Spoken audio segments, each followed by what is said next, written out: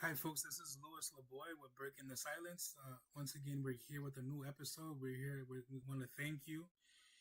We want to thank you for subscribing to our page, liking your comments, commenting on our page. We're here to motivate you. We're here to inspire you. We're here to tell you our story. We're here to use our own voices to shatter our own silences because we all have gone through something, right? We have all gone through have gone through something where we can inspire others and motivate others uh, with our own journeys, with our own odyssey, right? So we're here. We have a great guest today. We have a great guest, and I appreciate the guest. I've known the guest for a couple of years now, and we know that he has a great story, and we're here to know who he is, right? We're here to get to know him. Uh, once again, thank you for coming in, and thank you for watching us. This is Breaking Your Silence with Louis LeBoy. And our guest today is none other than Alan Hello. Compass. Cheers. Cheers, my friend. Cheers, How's it cheers. I going? hope all is well with you. I appreciate you coming on. Good. I thank you. Happy to be here. I appreciate it. Really do.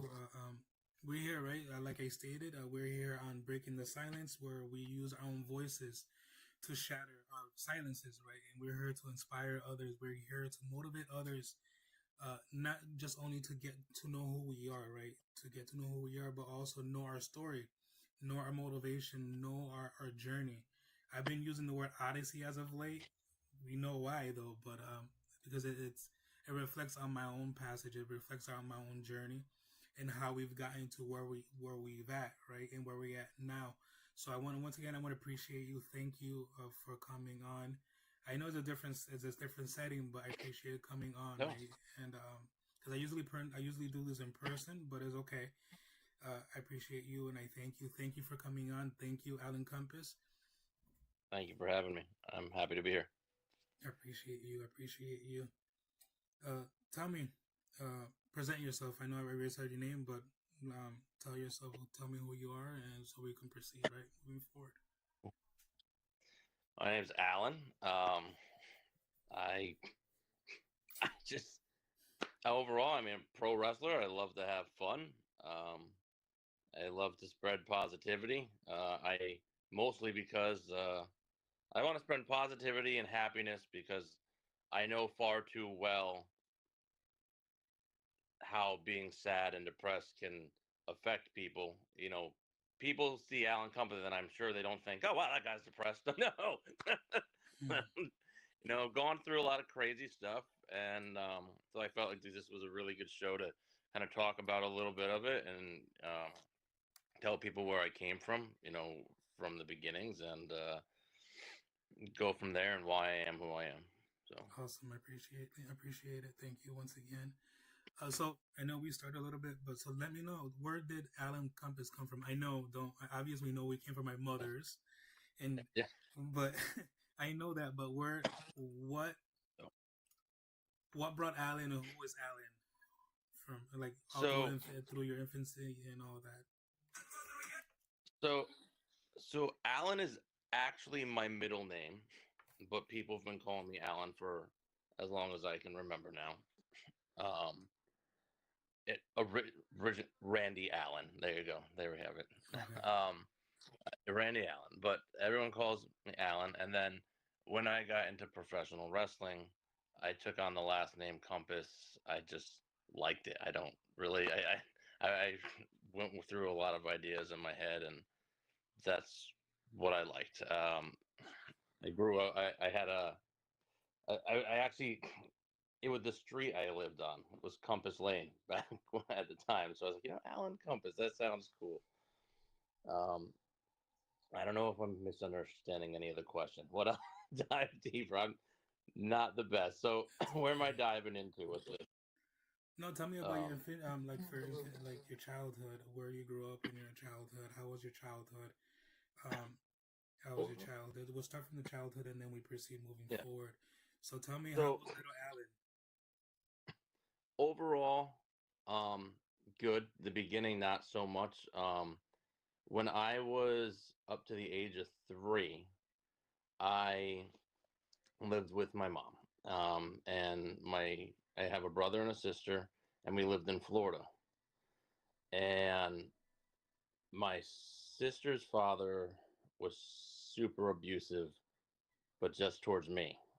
Mm. So by the age of 3, my grandparents came and they took me out of that situation because I mean, I would take the brunt of everything, being the oldest child, sticking up for the younger ones. I mean, and 3 isn't old at all, you know. So um, through most of my life, almost till my 20s, I would tell you 100% with all honesty that I was okay because I believed it. But randomly throughout, it would be totally random. I would just have night terrors because I was Mm-hmm. abused. You know, I had shit kicked out of me at times. I was locked in dog crates at times. So up until the age of 3, I guess sucks from everything that I can remember. But you can't remember. I mean, I got taken in by my grandparents, who cannot be more thankful. They raised me. They became my mom and dad to me. Um, and life has been good. I mean, they've a little more strict. They're old fashioned, so I think that worked out the best for me because I've seen how some of my peers have turned out. So I'm very appreciative of them. My grandmother, who is my mom now, she probably is not the one who's like, oh yeah, be a pro wrestler. She wants you to have the more realistic job, and my grandfather really was the one who would say, "No, do whatever makes you happy." And so my whole life, I've kind of lived like since then. Like when I was in music, he was the first person I'd ever show a new song to. When I had an idea, you know, I had 3 crazy ideas growing up. I said, I'm going to be a pro wrestler, I'm going to do something with music, and I'm going to be on Ninja Warrior. All crazy, but I did all of them. And before he passed away, I said, listen, I'm going to do this. Because, yeah, other people believed, but no one believed like he did. Like, he was just like, you got to have fun. That's the number one thing in life. And since I started taking that approach, like, times are bad. I lost my house. You know, I had my own house for 11 years almost. Things got bad with COVID. I lost my job. I wasn't getting the income. I said we have to sell it if we're gonna make it. So I'm living with my mom again now. Um, but even when things are bad and it drives my wife crazy, uh, I turn things into like as fun as I can, or try and just push it off. I'm like, oh, and the bridge will burn a little bit, and I'll try and deal with it the best I can until I don't have a choice. And then it sucks for a while, and then I get happy again. Look, you got to have as much fun as you can and enjoy the things you're doing. Otherwise, you're gonna go crazy. Yeah, it's always good to have that positive mindset. I've always stated that there's always a negative within a positive, right? And it's always good to look at it as that positive mindset. But I brought up a question. I brought up a question. How is important? How was important for you to have family members that actually believed in you, like you stated, your grandfather? How important was that to you? It's very important because know I don't know what I'd do if everyone just said no. That's not realistic, or no, we're not going to help you achieve that. Because I mean, you can't do everything on your own. I mean, I don't know the avenues to go out and try and do this or that. It's without someone believing in you. It's probably maybe not impossible, but a heck of a lot harder. And I like to just everything's that glass half full. That's the way I look at everything now. No, it's important to have at least have that one person to believe in you because we all have, even myself, we all had that crazy ideas, right? When we were little, even growing up, and even now. When I first started BCW, right, my wife was the first one to tell me, "You're crazy as hell. Like, what are you doing?" I was like, "Well, I'm doing it. I'm doing the reason why we've done BCW was not just it was for the talent, but it was mostly for the ones that had left, right? The beginnings, our origins, in regards to how we created BCW, is for those guys that were with us at that point, including my son. But it was like my wife was the first one to tell you, like, "What the hell are you doing? You're crazy as hell." But hey, she believed in me. You see her, you saw her. She sees Yeah. at the shows, and we always have Yeah. that person. So it's always important to have that support, right? It's always important to have that support in our lives, and I'm glad to hear that you do have the support. You had the support, even though Yeah. from what you told me, your childhood wasn't easy at all. You didn't have that stability. No. I'd say while the two people who believed in me in the most in anything I wanted to do, they've both passed away. They were my dad and my uncle. My uncle's actually the one who got me into pro wrestling when I was a kid Okay. because my parents both worked like night shifts for a while. So I would stay over there at night. And my uncle only saw one wrestling match ever live. And then I would send him everything that I did. And one day I sent him a match. It was me versus Bloodsaw. And it ended up winning match of the year. So I was pumped. I showed it to him. And the last conversation we ever had, he told me he was proud of me. And I was pumped. And I was like, cool, he's going to come out. He's going to get to see me soon. And then he had just gotten a clean bill of health earlier that day. And then something happened. It just, they were wrong.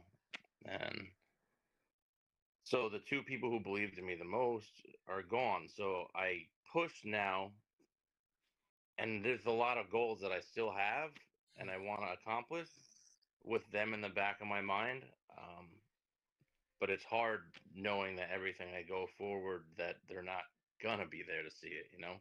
My mom, who would love to see me do something else, who was very against this. Not so much like, just she doesn't want to see me get hurt. She doesn't want. I got two kids. I don't have a lot of money. We're doing what we can just to get by, and we don't have a lot. So it's, um, but I try and do everything I can for my family, and then I'm glad. But she's come around to the point where she's like, she sees it makes me happy, and she sees that I do what I can for my family, and you got to have that something. So now I got her, and I know that every time I'm in the ring, she watches with, Hmm. with like, oh my God, why does this make him happy? But No, and I get you. I Like got her. I definitely get you because Yeah, have you been to my? I know you've been to our shows. Obviously, participating wrestled in our shows, and there's this one lady, this one older lady, that's always there, and she is like she gets emphatic with all the wrestlers, right? And she loves, absolutely adores y'all guys, and she's arguing with her, which is my mother-in-law. Um, she's the old lady in the corner screaming at everybody, telling not to hurt nobody, and she'll pull out the she try to once I guess I don't know where it was, but she tried putting up a belt and try to whip somebody too. But is that it's but is that yeah, it's that joy, like you say, they'll get around little by little, they'll get around, right? And even like with my wife, it's 3 years now, right? And there's moments that she still calls me crazy, but it's 3 years now where she supported us, yeah, and it's important to have that, and like it's important to have that support. And little by little, they'll turn around, they'll come around, but like I stated, it's like since I've known you, like you said in the beginning, right? You've had that positive mindset where people don't really know what you're going through because that's not part of your gimmick, that's not part of who you are, right? And it must be tough. It must be tough thinking about all this stuff, and then even when you're behind that curtain, right? When you're behind that curtain, you come out of that curtain. What is the first thing that is like? I know we've jumped a lot. There's a whole bunch of stuff that we haven't spoken about, but it's more organic for me. It's more. I know you said that your uncle, right? I regress. Your uncle was the one that told you about and one that showed you about like pro wrestling, right? And when you told him that you were becoming a wrestler, what did he say to you? he was pumped. There was no that's crazy at all. He was like, he was excited. He wanted to see what I would do. He believed that I would do a great job. And I want to touch on it real quick before I forget about it. Cause sometimes my Mm-hmm. mind's like, oh, It's okay. but while they were the two main forces behind like me just believing and doing whatever, I do want people and the fans to know that it's them. Like my love of wrestling was, wow, I really enjoy wrestling, but a couple months into it, I had a fan tell me that I was their hero, and that blew my mind. And we deal with a lot of special needs kids. We deal with a lot of people who this is larger than life to what we do. They come out and they see us, and we're like superheroes to them. I don't do this every day anymore, like because wow, I love wrestling, and I do. I like to tell a story. I do this more now because it makes them so happy to see me do this. Like because I know what it's like to feel shitty and have a bad day too many times. And some of these people, they're coming out there and they're only having a good day while they're there, you know. And so they're they're coming to see you make them feel better, and that's why I do this more than anything. So when I go through that curtain from now on, any goal that I want to achieve, any belt that I win, like we did it together. The fans have really come behind me, and I that means the world to me. No. Other than your uncle, right? How did you get into wrestling? I know this is way back, like way later in life. Um, but how did you get into wrestling? Other than your uncle, how do you like? Do you just show up at the wrestling school? How it happened? How did you So move into I that part of life? a little bit before that happened. I feel like it only makes sense if I tell you this one part beforehand. Um, Mm-hmm. I didn't think I'd be able to do wrestling, um, because I got really sick. I had an infection get to my heart, and I almost died. Oh wow. Um, they had to do an emergency angioplasty. Um, it wasn't good, and I went through some years where this was during my Ninja Warrior time.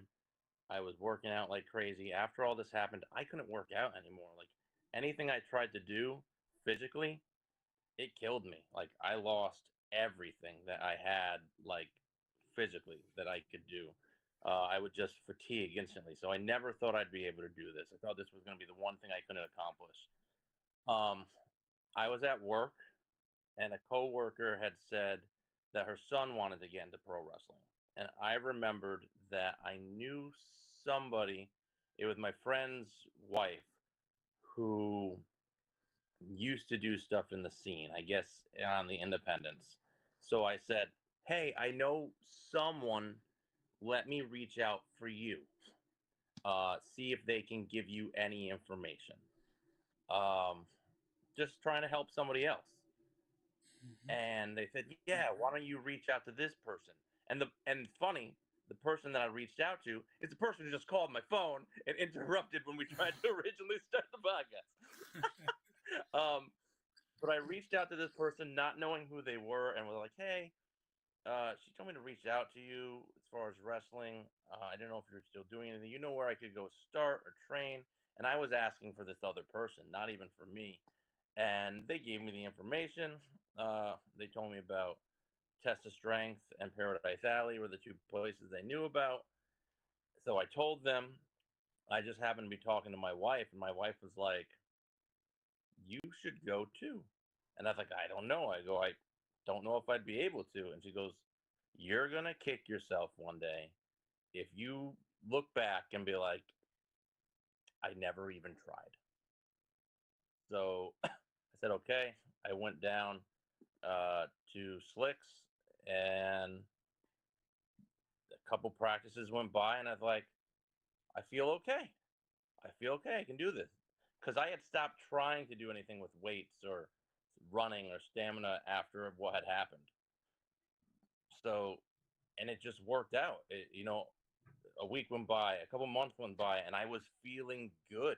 I was getting back in shape, and I was like, crap, I'm so happy I took this chance because I don't know. I wouldn't be here otherwise. I don't know what I'd be doing.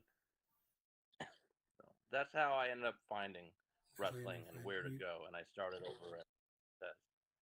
So you said you mentioned a couple of things prior to this. Musician, right? And you also mentioned Ninja Warrior. How was that Mm-hmm. experience? we'll talk about music soon, but how was that experience getting into Ninja Warrior, and tell me about that. How was that for you? Ninja Warrior was great. There are a million rules they don't tell you, so it's Yes. harder than it looks because they don't tell you everything till you're there. I can honestly tell you that I have completed every course or obstacle that they have, but when you have to do them one after another, it's the fatigue, and it doesn't matter how strong you are. It's like grip strength is number one. That's the number one thing. Um, so mine's going blank. So like with Ninja Warrior, we got there and I had trained with a bunch of the guys. One of the biggest names, Lou, the weatherman kid, I forget his name now. It's been some years. Um, I'm the one who taught him to get up the warp wall, and he's been doing great. But it's just like wrestling; it's like another family. But when you get there, when you're live, you're about to run. They go, "Oh yeah, by the way, guys, to get you all pumped, whoever gets through this the fastest, they win quite a large sum of money too. So now people are rushing through this course and they're making mistakes or they're blown up by the time they get to that stupid salmon ladder thing, which is the bane of my existence. But I've done it. Mhm. And also when they're like 4 weeks ago when we were here last, that is a load of BS. It was 24 hours ago. We've all been outside under a small gazebo in the pouring rain. It was not 20. It was not 4 weeks ago. We're tired and cold and wet, and now we got to run the second half of this course. So it's a lot of things. You're also not allowed to wait between obstacles more than like 10 seconds. You can get disqualified. They want you to go. They want you to So go. I get they have TV restrictions and times. They also air it in the summer, but they record it. It's around this time. It's freezing out. No. And then falling in that water must not feel so good then. Oh yeah, exactly. Oh. No, that's actually really interesting in that part because I know how hard they had to work. Working on the fatigue, and I'm assuming that's helped you a lot in the ring itself because of the cardio that you had to do and all that, and it had to be a great part of your life. Is it? Do I you definitely can? have a lot more cardio than I do strength, and that's what I'm working on now. Bloodsaw, who used to be an arch rival of mine, we have formed this great friendship, and but he makes me work out more than I want to. So So so kayfabe doesn't he's exist like, "You got anymore, does stamina. You need more strength." it? No, no, I hear you, and it's but like I said, it's always good to have that person next to you, have that support, and from what I gather, he's a great person, he's a great human being. Yep. He's been a couple of our shows as well, and he's been a fan favorite for us at our shows and whatnot. And but he's a great person, and I appreciate him as well. So you had said prior that you lived in Florida for a while.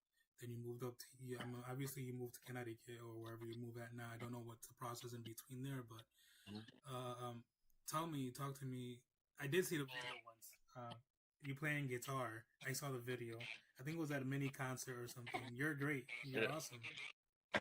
We have a blast.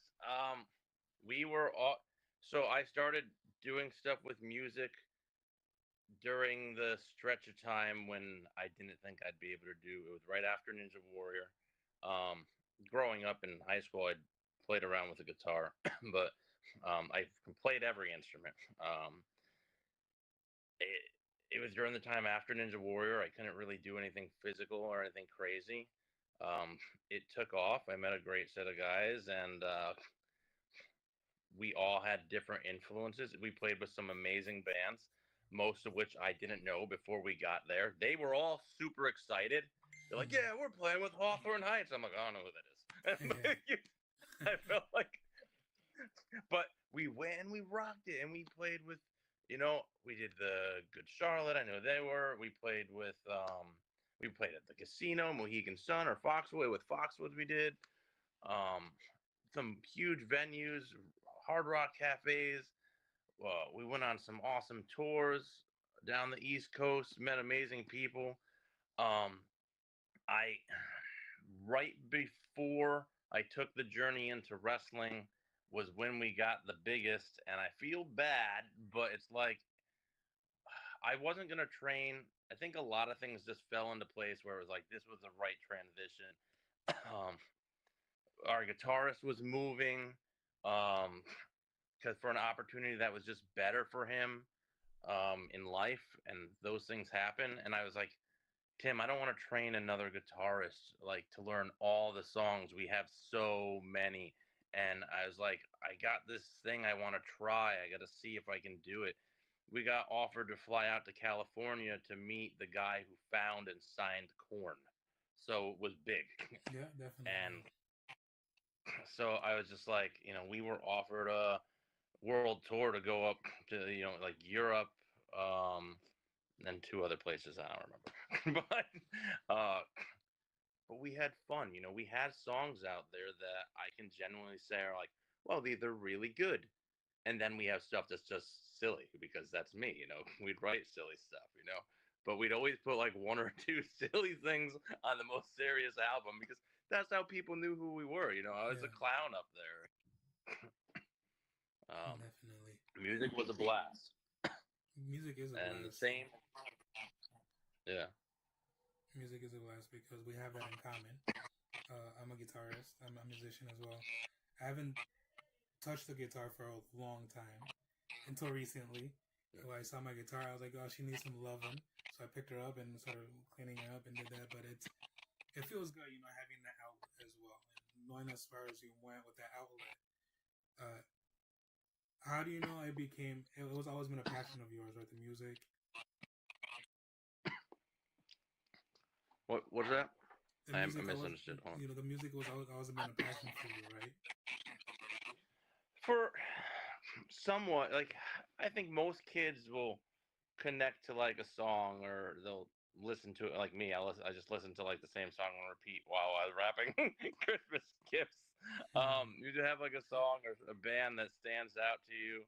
It just makes you feel good, and I was able to do that for other people too. I go out there and I'd have fun, and I'd just because I wrote all the songs. I was the singer, I was one of the two guitarists, um, and I tried to think of other people when I wrote too. Like someone might tell me like a bad situation they went through, and then I'd kind of write around that and try and think of unique ideas when I wrote.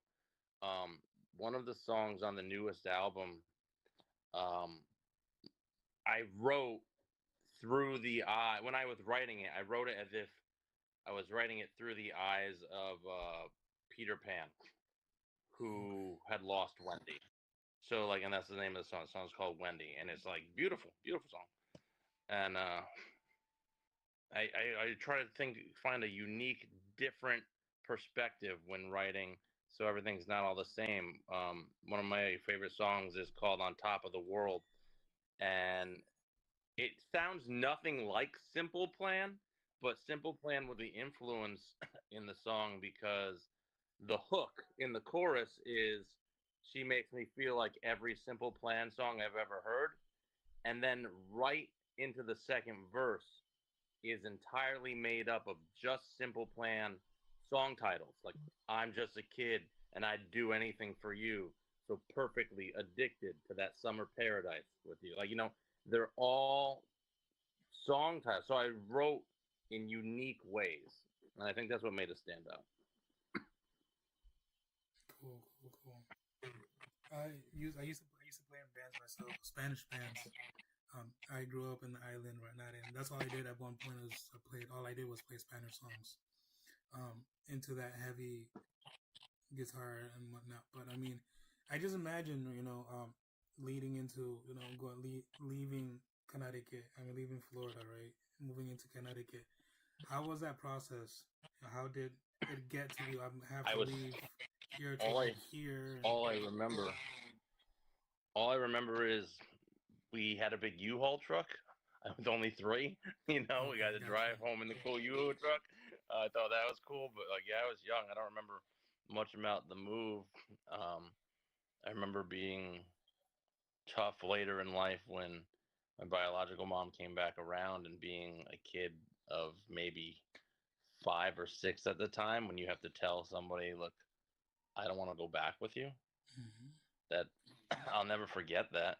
It's a very hard moment in life to because even as a kid I understood how hard that was going to be, but I didn't feel safe, and I was safe where I was. Couldn't protect me when I was there, and yeah, grandparents came and took me away to get me to a safe place, but I wasn't safe when I was there, and that's how I felt, and I feel bad even talking about it. But now we're in a really good place. You know, my biological mother is back in my life. And it wasn't until maybe a year and a half before I got married, I got a phone call. I didn't recognize the number, and I picked up the phone call, and it happened to be her, and she was surprised that I answered, and we talked, and we're in a great place. She's my kids love her, and I should. I'm glad she's back in my life. So I'm very appreciative that we went a long time not being with each other, and as much as that sucks, it was I think it was needed to get me to be who I am today. So I think where I am now, everything's lined up the way it's supposed to. And how was it growing up without your mom, right? Without your mother and your life, and having gone through all those things and moving from Florida to where you're at now. How was that transition for you? I know you said you were young, right? You were young, but going to middle school, going to elementary, going to high school. How was that? How was that for you? I mean, I think it went a lot smoother than you would think. I guess I think I got to a point where I didn't even think about it. I kind of just erased everything else. Um, I surprised I'm not doing it more right now. Actually, I went normally when I'm sitting still in these settings, I do a lot of like facial ticks, but I've always had like a Tourette or a facial tick or the when I was in middle school, I don't know, I would literally just be like, "Wow!" My arm would just freaking Oh, go. It's the worst Tourette, but like I found ways to overcome it, and I don't know why I did that, but I did. So people weren't thrilled with that. I was kind of the kid that got made fun of a lot. It wasn't until high school that I really started fitting in with people, um, and that was around the time when I just came out of my shell. Um, I I just had to be me because there was me right now. I am how you have met me is how I am, how I've always wanted to be. That's the real me. I'm silly. I'm an idiot at times. I want to have fun and I can be embarrassing. Yeah, whatever. It's and that's who I am. And I think a lot of me growing up was afraid to show that even to people like I love, like my wife. Like I for the longest time, like I couldn't just be myself around people how I wanted to be because of how much I was judged as a kid, and it sucked. And that was, I think, the most depressing and the hardest things to get through. Wrestling really was the thing that made it so I could be this character, but this character isn't a character. This character is who I am, and because I'm portraying it as a character, I was it was acceptable. People started to accept it.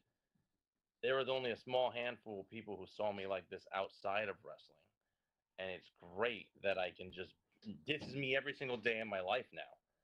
So I'm just myself every day, and it's so good. so your gimmick or your character, the character your person you personify has become an extension of you who you are, right? That's what I've always said stated, or what I've always heard, that the most recognized or the most over character or gimmick that person carries is just an exaggeration of who they are.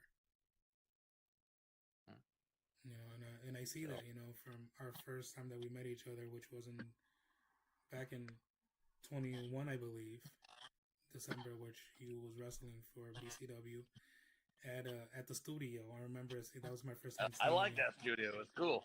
Yeah, I remember seeing you at the I like studio. I was really running around because I didn't really deal with the talent themselves. I did, but it wasn't as much as Eric did at that point. Because Eric was he was the guy that was running, the guy was doing the booking, the guy that producing everything. So I just let it. I just we were partners and whatnot. And now that he had to do some things, he's no longer with us. So I'm in front of the company now, and I'm getting to talk to everybody, get to know everybody, and I'm getting to be involved in that essence. But I know how difficult it can be,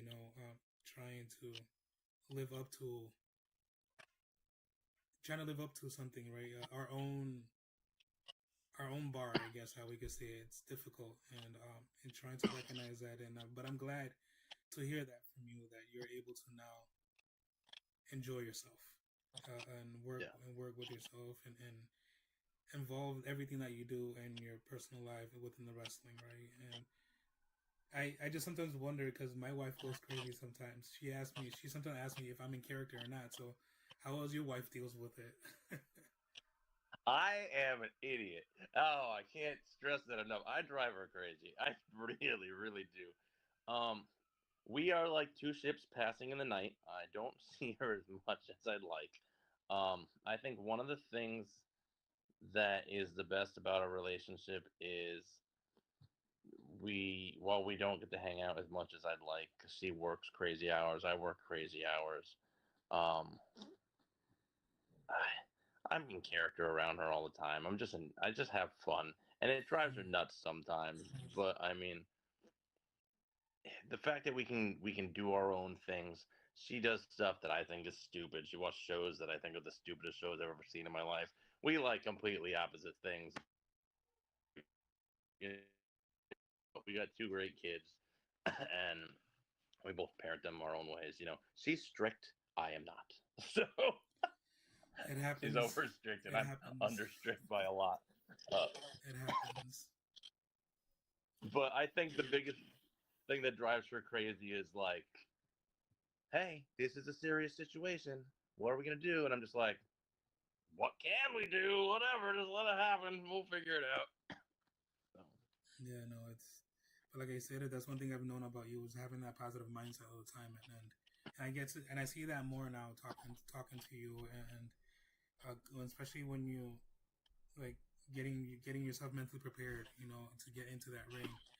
And whatever you do in life, is that preparation in life. Even when you were going on tour, right? It was that mentality that we had to have. But what is it? How involved are you? I know that you have kids, right? What they think about daddy being a wrestler? they love it. They do. My son, I think more so than my daughter, because he's got more patience. Um, but I see her staring at me through the door, like, um, but they do. They love it. They have a good time when they go out there. They have the guys that they like. They have the guys that they don't like, and that's great. Whenever I can take them to the shows, I do. Um, or my mom or some family member can bring them. But yeah, no, they enjoy it. I'm glad. They I don't. would. It makes me happy. And, Have you ever thought about you know, I involving go your out. Have you ever thought about involving your music career, music in your wrestling? I was gonna write my own theme song, but then I was talking to one guy, and it was too late. I think because he was like, "Listen, it's not a bad idea." And sometimes when I make my highlight videos, I will put like one of my songs in the background. Uh, but he's like, "Nah." He's like, "Your music hits and people know it's you." He's like, "You change it now." It's like, ah.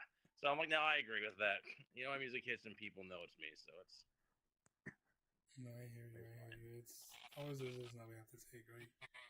Um, I do want to write more music, very bad. I was just talking to my bass player like yesterday. He came into my job to get fish, and I was like, "We got to get together. I'd love to." It's just we're both all so busy doing our own things. We'll come around. I'll write some more. I really want to write some more. It's just finding the time. I finally found my guitar. I couldn't find it forever, but so now I Really? found it, so we're good. Yeah. It was yeah. It's just like me. Like I stated, the last time that I actually played my guitar was 4 years ago, and when I've had it for a while, and I had put it away, and then I finally saw it. I was like, I need to clean it up. I need to clean it up, and I missed it, because it's just like that. After we do things in our lives that we stop doing, we tend to miss it, right? We tend to miss it, and so tell me really about what you're looking up to. What's next for Alan Compass? Before anything else, when did you move from Australia down here? So the greatest backstory ever. So the greatest backstory. I told someone I screwed over an entire group today. It was great. They were so everyone was like, "Oh, Alan Compass is awesome," and it was really just I just liked Steve Irwin growing up. Like I'll never forget. Um, this is the dumbest thing ever, but it's the core memory in my brain is watching Steve Irwin in the middle of the night. Me and a buddy were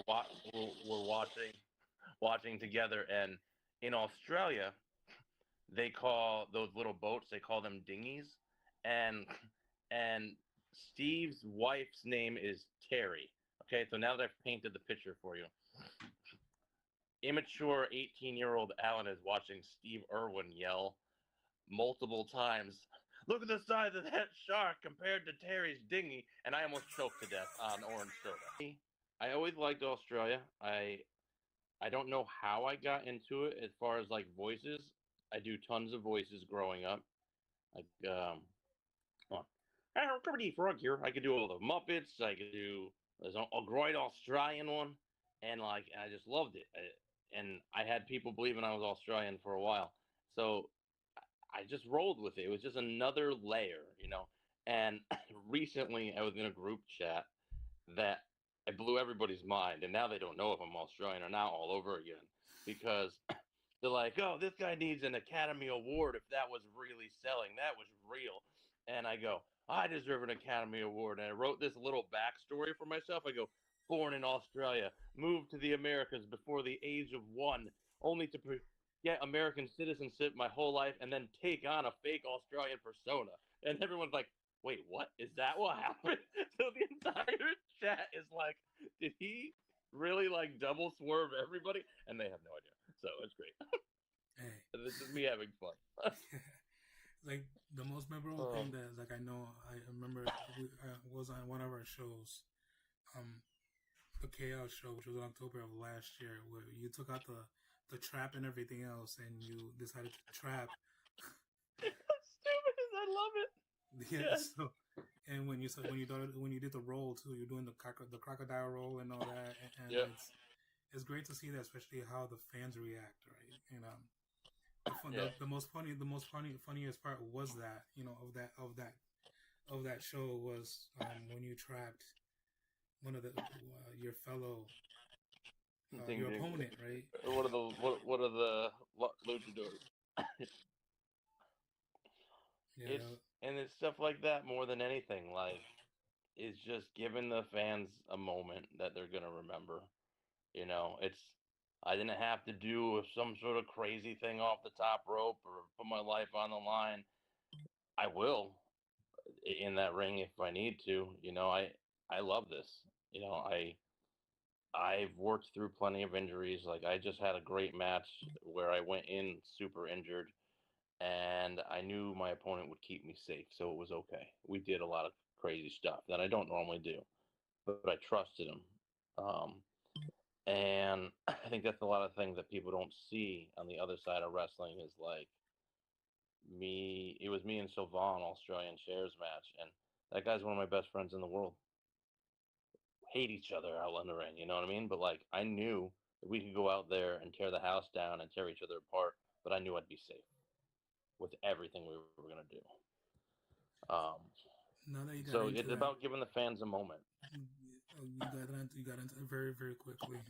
Before we proceed moving forward, How is it important for you to be safe in that room because it's like your opponent's life is in your hands and your life is in his hands as Yeah. well. Even though people don't see it as much as that, but I know how dangerous it could be in that ring and how we need to be Yeah. safe. I was doing a move for a while that I called the Outback Smash, and it's not a crazy move, but it was my finisher up until a few months ago. Um, I had like some rookies and stuff like, oh yeah, we'll do training matches. Like, oh, I'll take that. I was like, no, we'll figure out a different finish. I was like, if you've never taken it, you're not familiar with it. No, like, it's more important like just to protect each other out there. I know a lot of people like someone's like, oh, are you cool if I give you a pile driver? And I'm like, no, my neck is kind of screwed up, so I prefer not.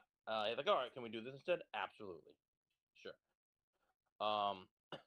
And I'm the same way. Like, I'm not gonna take something that I feel like is gonna hurt me if I can't protect myself the right way. And I wouldn't expect anyone to take anything from me if they're uncomfortable or I personally feel like it may be a risk in some way to them. So I like to talk everything out before we go in there and just because our safety is number one. We got to keep each other safe. What was your scariest moment in that ring though? Um, two practice moments. Live has been really good. I guess live, um, the only real mishap was I was facing one guy and he called the German suplex and it was fine, but I'd never taken the like release German. I didn't know that's what we were doing, so I braced for it like a regular German, and I popped a rib out of place. Um, but that and also live, I guess I cracked my tailbone. We had a match where you'd never know anything went wrong on it, but so much went wrong on it because all of our spots relied on what these managers were going to do, and they just didn't do any of them. So I was like, okay, I go, we're gonna do this now. Okay, we're gonna do that now. And I was like, I guess we're doing a new finish because that didn't work. The ref just stopped counting. I don't have a reason for it. It just he goes, what do you mean the ref stopped counting? I was like, I don't know. So I called the spot on the outside to kind of give like this moment, and my opponent knew how to protect me, but I didn't. Um, I'm so used to falling a certain way.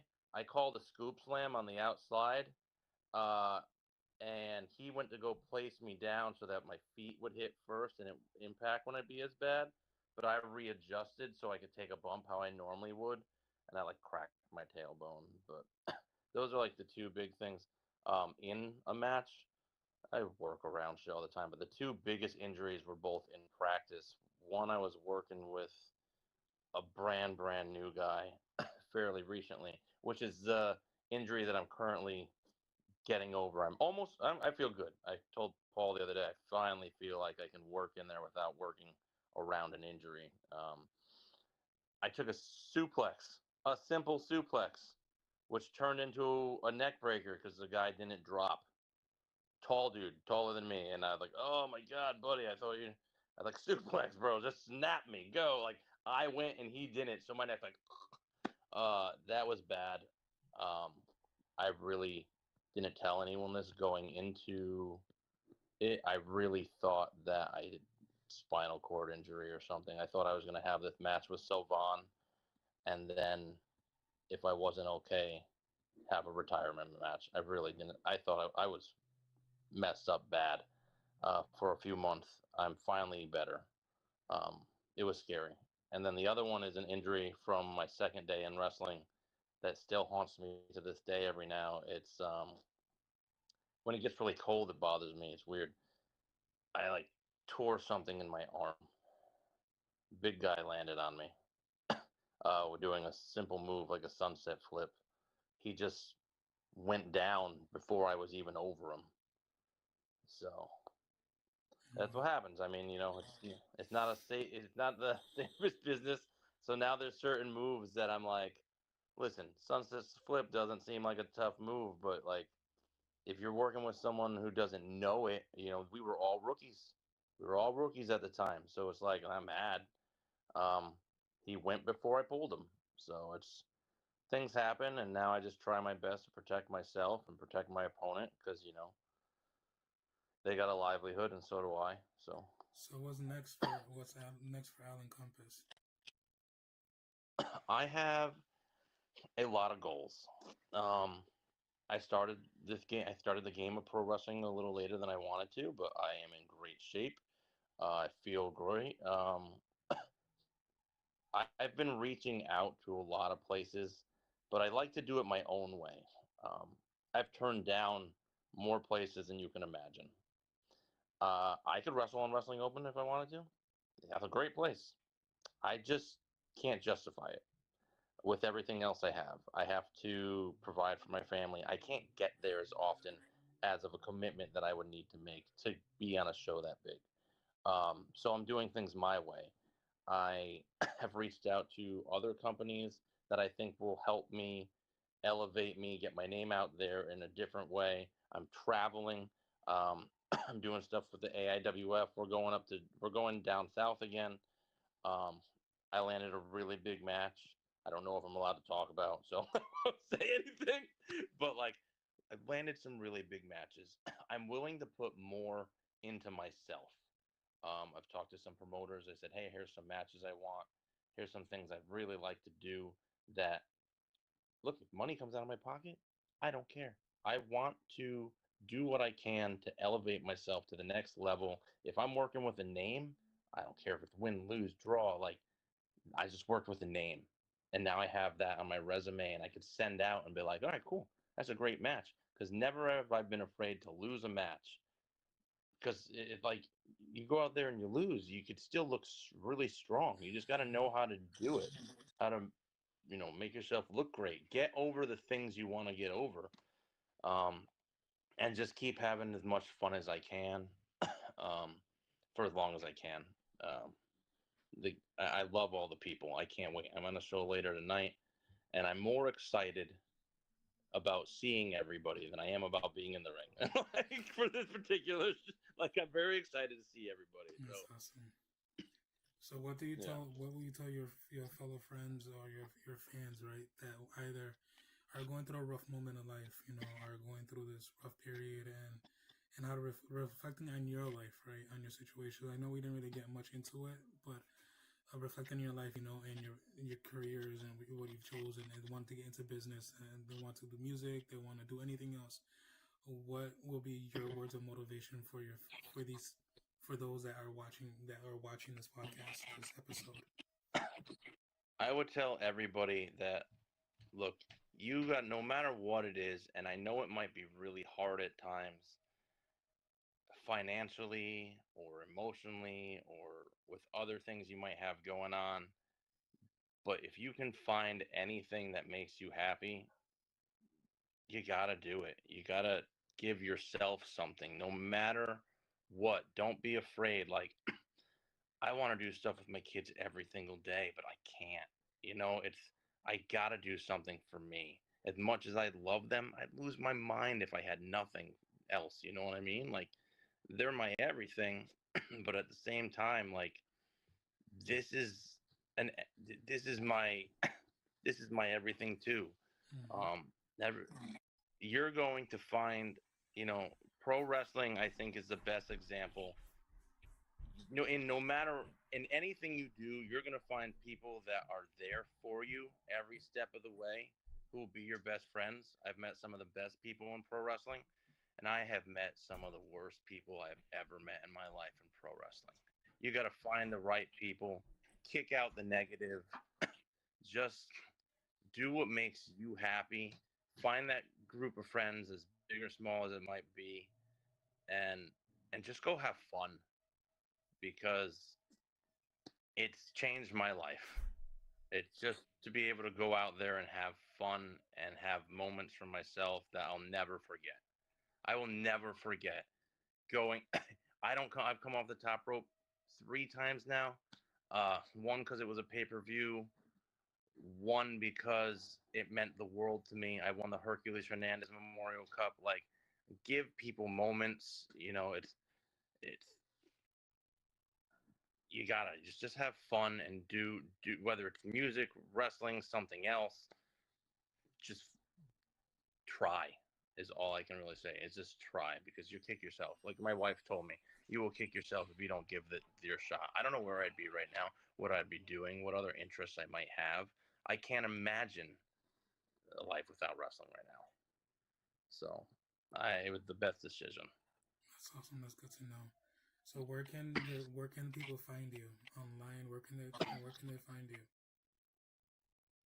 Primarily Instagram and Facebook under Alan Compass are where I do mostly everything. Um, I have some other stuff that I don't really use that well. I mean, every now and then I'll post a TikTok video of something cool from a match, but I'm not great with a lot of the social medias. I do my best. So I'm just the other thing I'm trying to learn and get better at. So,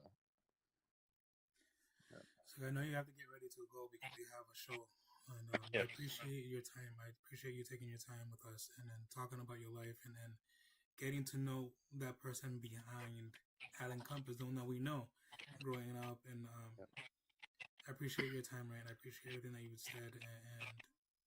And we're here to motivate others. We're here to inspire others, you know, that little things that we know that we went through, right? Who knows how other people, you know, other people are going through it as well.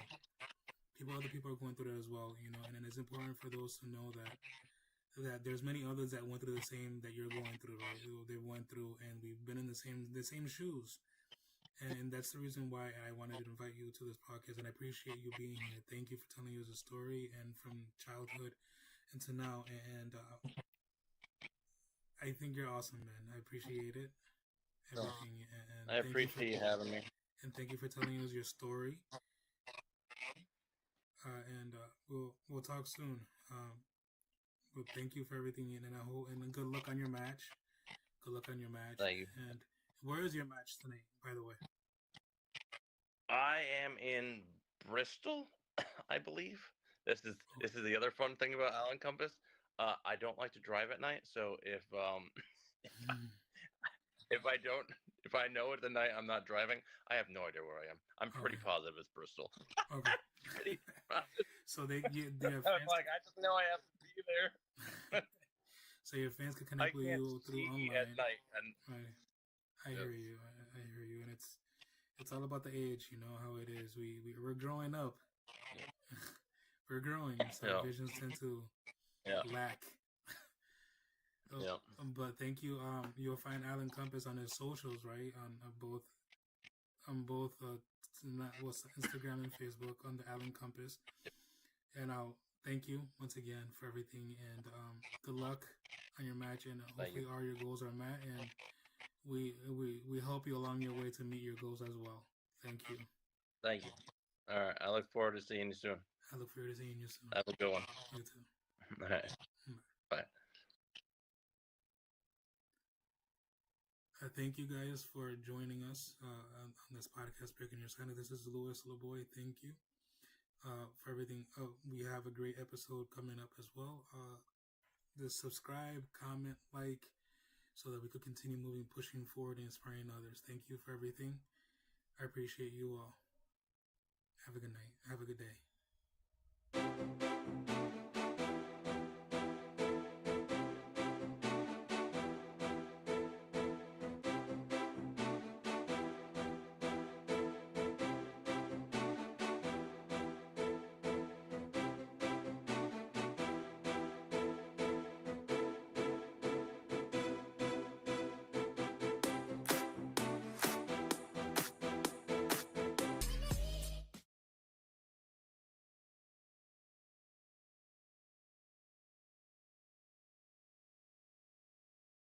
Good afternoon, folks. This is Louis LeBoy from Breaking the Silence.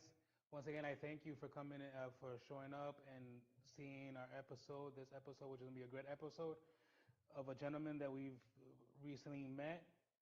He's going to be telling us a story, and hopefully this will be able to motivate you, inspire you, and just listen, in regards to survival. And if we made it this far, we know that you could make it this far. So this is Breaking the Silence with Louis LeBoy.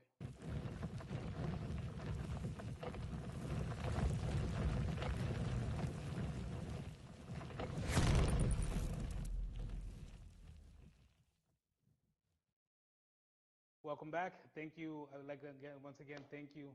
This is Breaking the Silence with Louis Loboy. Today we have a great guest with us. His name is Corey Fisher. Yes, sir. We welcome Corey Fisher to Breaking the Silence. This is actually the first time that we're sitting down, Yeah, it is. talking. So as you're getting to know him, I'm getting to know him as well. Oh yeah, yeah. So hopefully, we're able to motivate you. We're able to inspire you. You'll be able to listen in and reflect and relate to our story or to his story. Welcome. Thank you for coming. Thank you for having me, man. I really appreciate it. Especially like this could like elevate you and elevate me and bring both audiences together. That's like all I want to do.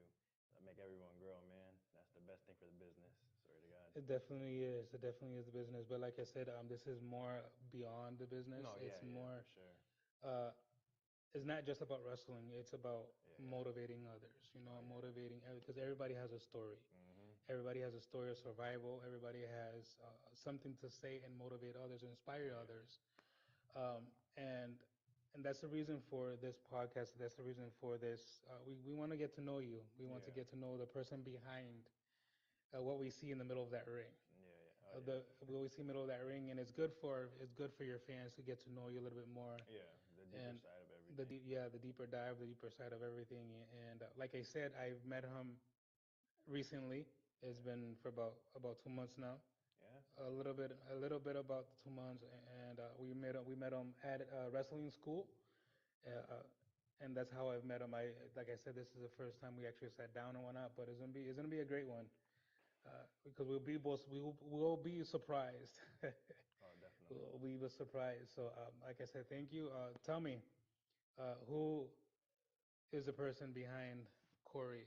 How was your childhood? How do you grow up? Where do you grow up? So I was born in Staten Island, New York. Um, from my memory of it, I was born there, but most of my childhood was in Springfield. And then when I was in like the second grade, for like vivid memory, we came to Holyoke, right? In South Holyoke. And since then, I pretty much grew up in Holyoke. I was probably school hopping from what I remember between like Rebecca Johnson and Springfield. yeah, yeah, and like some other school. And then when we moved out here, uh, we had got an apartment out here, and I had went to Kelly in the flats, and it was just weird to me because like the way like they have like the district set up, I guess. Hmm. Morgan was right down the street from me, so Yeah, because you're south. Yeah. yeah. So why would I go to Kelly? But going to Kelly might have been like one of the best things in my childhood because I went there from like second grade to eighth grade all the way through, and I met like almost everyone in Holyoke going from that school because I played basketball and Okay. football. So like that's where like my athletic side comes from because like my dad, he was like, in the streets. Hmm. And growing up, he always like was on me like, yo, just do good in school. You know what I'm saying? You don't have to do sports or nothing, but just keep your head on straight, do good in school, and we'll be good. But then he put a basketball in my hand when I was probably like three, four, and Nice. every time he got me a hoop, he was like, "Yo, you break this hoop, I'll get you a better one. Get you a better one." Kept breaking them, and got a new one. And then, like, I tell everybody, like, my first love is basketball, through and through. So then, I started playing for the basketball team at Kelly, my sixth grade year, and like sixth, seventh, and eighth, I was just going crazy with basketball. And then I played football probably third grade, going into fourth grade, I believe. And then like I played a year of that. Like it was still fun, but it was just basketball that had my attention. Yeah, I understand. Growing up in Holyoke is not easy. No, no, it's not. The struggles of Holyoke. I know Holyoke because I lived a lot of years in Holyoke. No, yeah. Especially in South Holyoke, Yeah. like growing up there it wasn't too bad for me because like I'm not one of those street kids, Hmm. but I was like hanging out in the streets with friends and like them doing dumb stuff like, yo, let's go steal from the store this, this, and this. Let's go do this, and like the cops would come and stuff. I'd run just because like You were in the group. you're running with everybody, but like I'm not doing nothing. But it make you not seem like the punk of the group either. You know what I'm saying? But then like growing up and stuff, like you realize like there's more to life than just watching everyone do dumb stuff and following them. You make your own way to motivate other people to change their life and change the direction that they're going. Yeah, I lived a lot. I lived 10 years. Yeah, 10 years in the flat, and not in the flats, but in South Holyoke too, Yeah. between Bridge Street and Canal Street. Okay. Yep. I know where that is.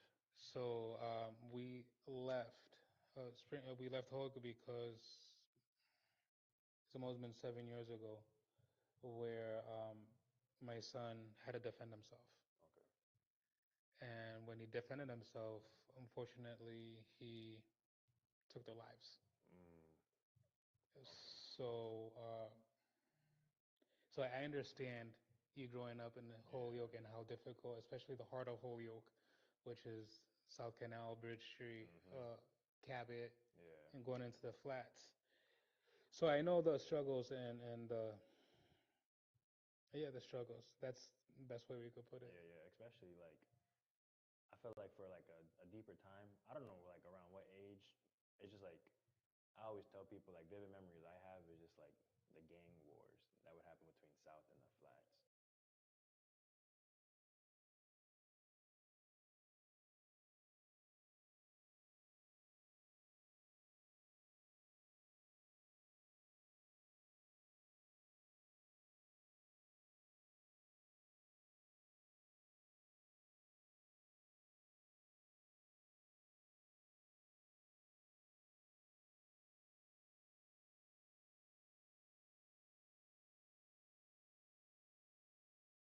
Basically, the flats and South. Oh yeah.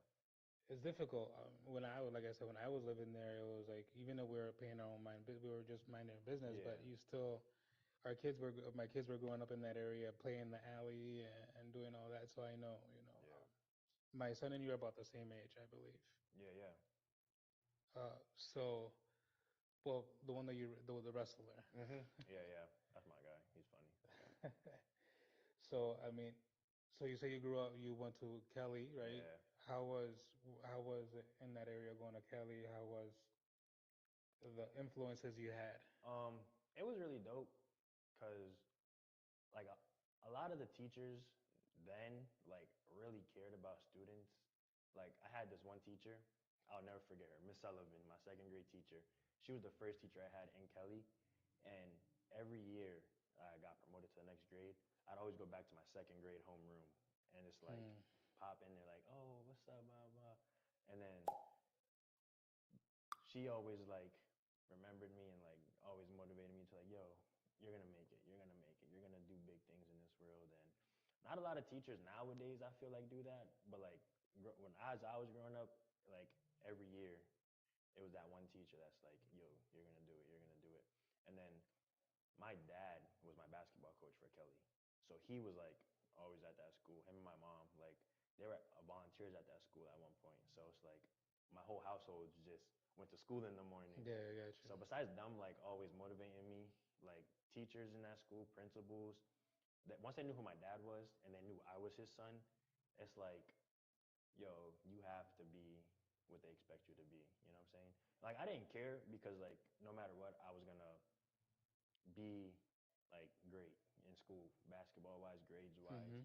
Like I wasn't gonna slack. Like I'd be the class clown a lot, but my grades never showed that I was a class clown. So going to Kelly was like probably the best thing that I could say God put in that situation. You set expectations Yeah. because of who your father was, Mhm. and because being involved in the school and how he was a coach, so he was a public figure. No, yeah.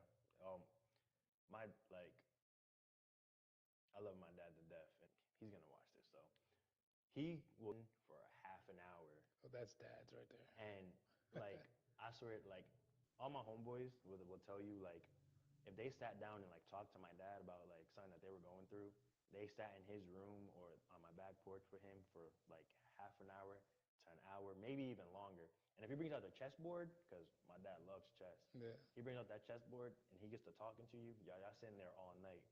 Like I got this one homeboy, shout out Ray Sean. That's my brother for life. Like when I first met him, we were hooping together. Um, but he met my dad, and when he met my dad, they like clicked like crazy, like none of my other homeboys. And they'll sit there and like go back and forth, like joking around, arguing, and just talking crap to each other. But when it comes to like serious life stuff, they'll sit there and like break down like to each other, like, oh, you know, this is what's going on, da da da. And my dad will sit there and he'll listen to everything, but give you that straight advice. So when it came to like me in school, he'll do the same thing. Like, yo, if you're slacking, you know, you're gonna get this taken away. But if you keep doing what you gotta do, you're gonna get rewarded. So he always just that positive figure no matter what to not only me but whoever I was involved with. No, it's a blessing. It's a blessing to hear that that you've had your father No, yeah, in your life, and you grew up in a two parent household. yeah, yeah. So you can see the difference a lot. You know, it's a blessing to have both parents. And that's another reason why. Sorry to cut you off. No, go ahead. That's another reason why he does it because like a lot of my homeboys don't have their father, and like just because there's just their moms. Like my parents would meet their mom and stuff. Like if they're coming to my crib or I'm going to their house, like it's like, yo, my son's gonna be here, my son's gonna be there. Same thing with my brother. Like my dad's that one person that would talk to all the guys or the boys in that group to motivate them. Like, yo, there's a life outside the streets. Like, you know what I'm saying? Because I lived this life. You know what I'm saying? I done this, and this. For you to be as closest to my son as you are, I don't want it to affect him, and I don't want something to happen to you where it affects you. You know what I'm saying? So Hmm. try to stick to this life that's gonna help you move past the streets. You know? That's good, man. I appreciate that, you know, and having that influence in someone's lives, and having that father figure, and having others have that figure, in essence, that is willing to watch out for them. And I Yeah. give props to your dad. No, I appreciate it. He Give would props to your appreciate it. give props to your dad, and because being a public figure is not easy at all, No. especially with the expectations that they put on the entire family, Yeah. because they put us on some type of pedestal, and that pedestal itself could be a pain. It'd be crazy. No, for sure. They see my family like I know everyone goes through stuff at their house, but it's like once you see my family out, like they would think like, yo, that's like a good ass family. Like they're so perfect. Like at one point, I would have my cousins at my house, like my homeboys, like we would all just be at my house, and then my mom would be like, yo, we're gonna go to the pool today. Be like probably like 14 kids walking with my mom, and then Hmm. everyone's like, yo, these are your kids? Like, and my mom's like, no, only three of them are. Everyone else is just friends and stuff, and they're like, yo, I don't understand how you guys do this. Like, how do you guys get all these kids to like be so collected and like calm and Hmm. go places with them? And like, my dad always says like, it's just about the principle behind the person and like who the people are. Like, you have to get to know the kid deeper than what you see on the surface, you know? And that's what my dad does. Like he'll go and like touch your heart, and sometimes you're not gonna want to go back, Yeah, but I hear you. once you go back, you can know like, yo, I appreciate you, pops. You looked out for me. And like Yeah. a few of my friends have done that. Like they came back, like done hugged my dad at graduations, basketball tournaments. Like, yo, I appreciate you for looking out. Same thing with my mom. My mom, she's the mom of the group, so she's always making sure we're fed. You Hmm. guys are good. You guys are okay. I don't want you guys fighting, but she'll look out just like the same way. So it's good that like my parents treat all my friends, or like if they meet you, they'll treat you like their own too, until you break that point with them. But Yeah, no, it's so you grew up playing basketball, football. You yeah, went through Kelly, all the way to what grade? all the way through to eighth grade. Then I graduated from Kelly. Once I graduated from Kelly, I went to Holyoke High. I went to Holyoke High for 2 years, and then I transferred to Paulo Freire Social Justice Charter School. It's not a school no more. They like tore it down now, but I went there from my junior year to my senior year.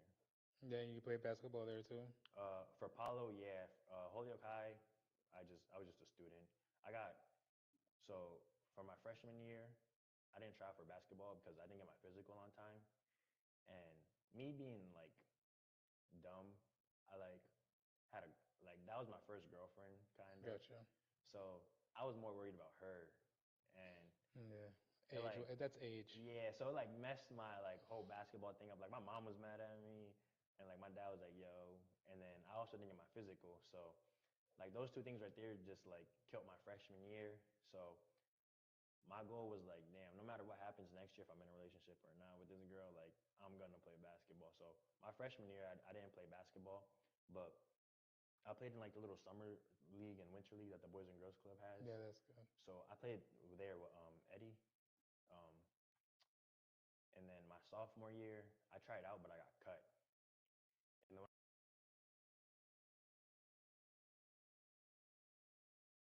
that was like probably one of my first like heartbreaking moments, because like my sophomore year was like I feel like it was just so crazy. Like I had like so much going on between like family stuff probably, and then school stuff.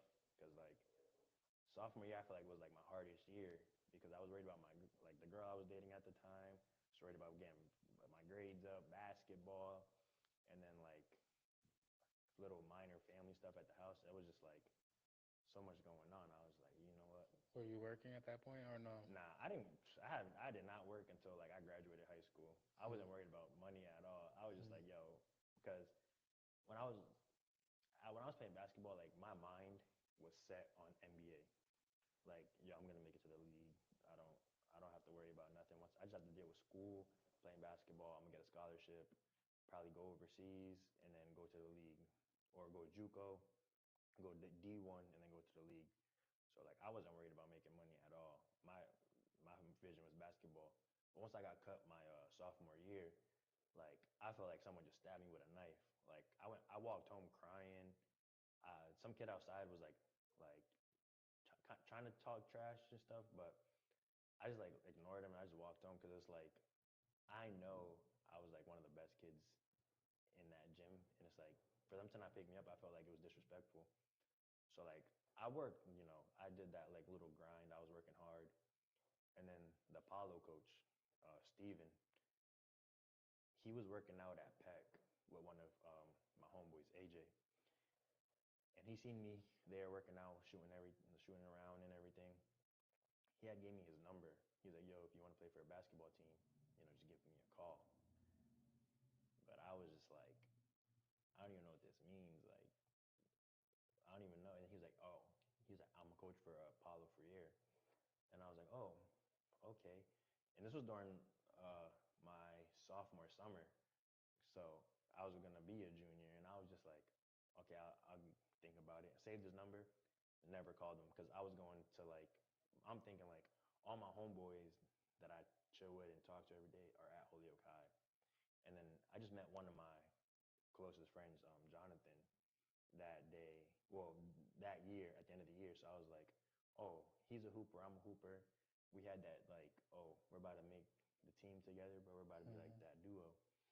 And then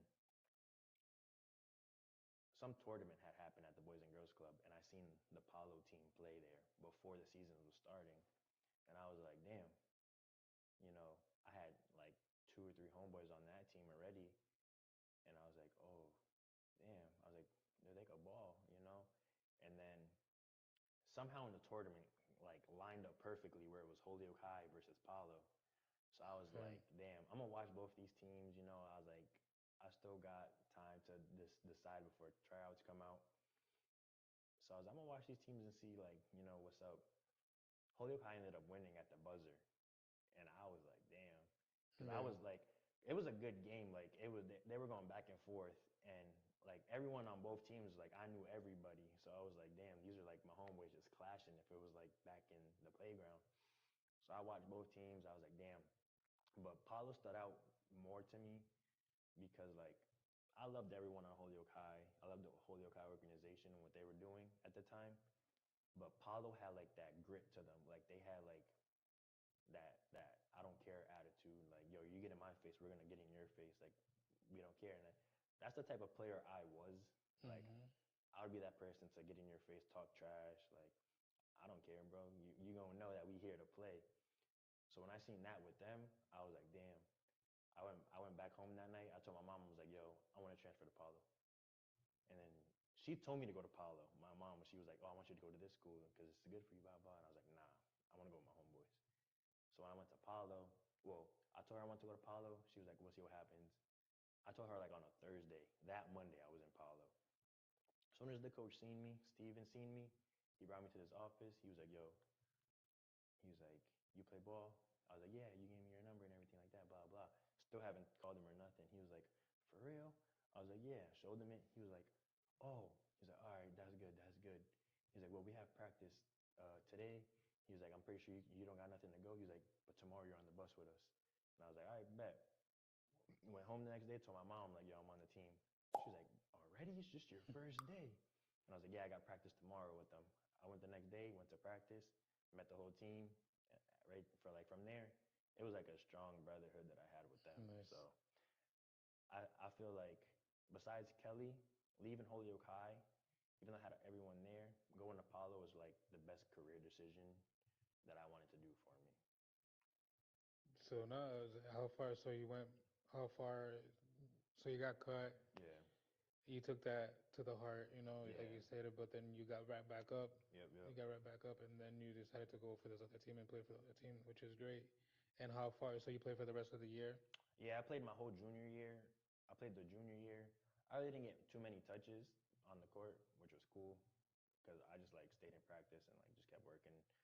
And the starting point guard on the team was like one of my closest friends. So me and him like always worked out together.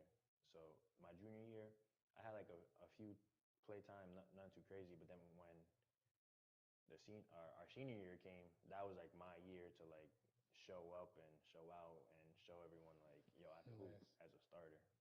nice. So you graduated. Do you go directly Yeah. to college, or Nah. what So was? so it was it was like a weird thing for like my graduation because like we were graduating, but I still needed to like pass a class. I need to do the MCAS, like the science MCAS, and I still was trying to like look for a good college for me to get into just so I could play basketball. And my coach wanted me to go to HCC, but I want to go to like a university. I don't want to go JUCO, bro. Like my talents are good enough to. I used to be a walk on, and a Division 3 school can't be too hard. So once I finished up the classes and I took the MCAS, I was set to graduate. My guidance counselor was talking to me about stuff, and I was like, oh, I don't know what college I want to go to. So my homeboy AJ, he just committed because he was on the basketball team too. He just committed to play at New England College, which is in New Hampshire. And then my, the other two seniors on my team, they had committed to go to Westfield State together. So my boy AJ was like, yo, where you going to college? I was like, I don't know. I might go to Westfield State because, the other two are going there. We got chemistry. I was like, I might be a good fit there. At least I could try to walk on and stuff. He was like, nah, bro. He was like, just come to college with me, bro. We could run New England together. We'll meet the coaching staff and everything like that, blah, blah. He was like, and he's like, I have the coach's number, bro. He could come watch us work out during the summer. So I was like, you know what? Fine. I was like, that's a new environment for me. It's out of the Mm-hmm. state. It's a university. I was like, and the coach came to watch us during the summer for like our AAU tournaments and stuff. So the coach knew who I was. He said I would be a good fit for them. He's like, I probably won't get too much playing time as a freshman, but as I grow to be like a senior, I could definitely start by then. So I was like, all right, that's cool. And then during the summer, like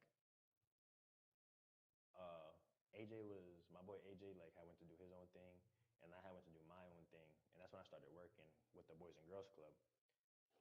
So like that was like my first job where I was getting like good, getting paid good. So during the summer, I was like, oh, I got money.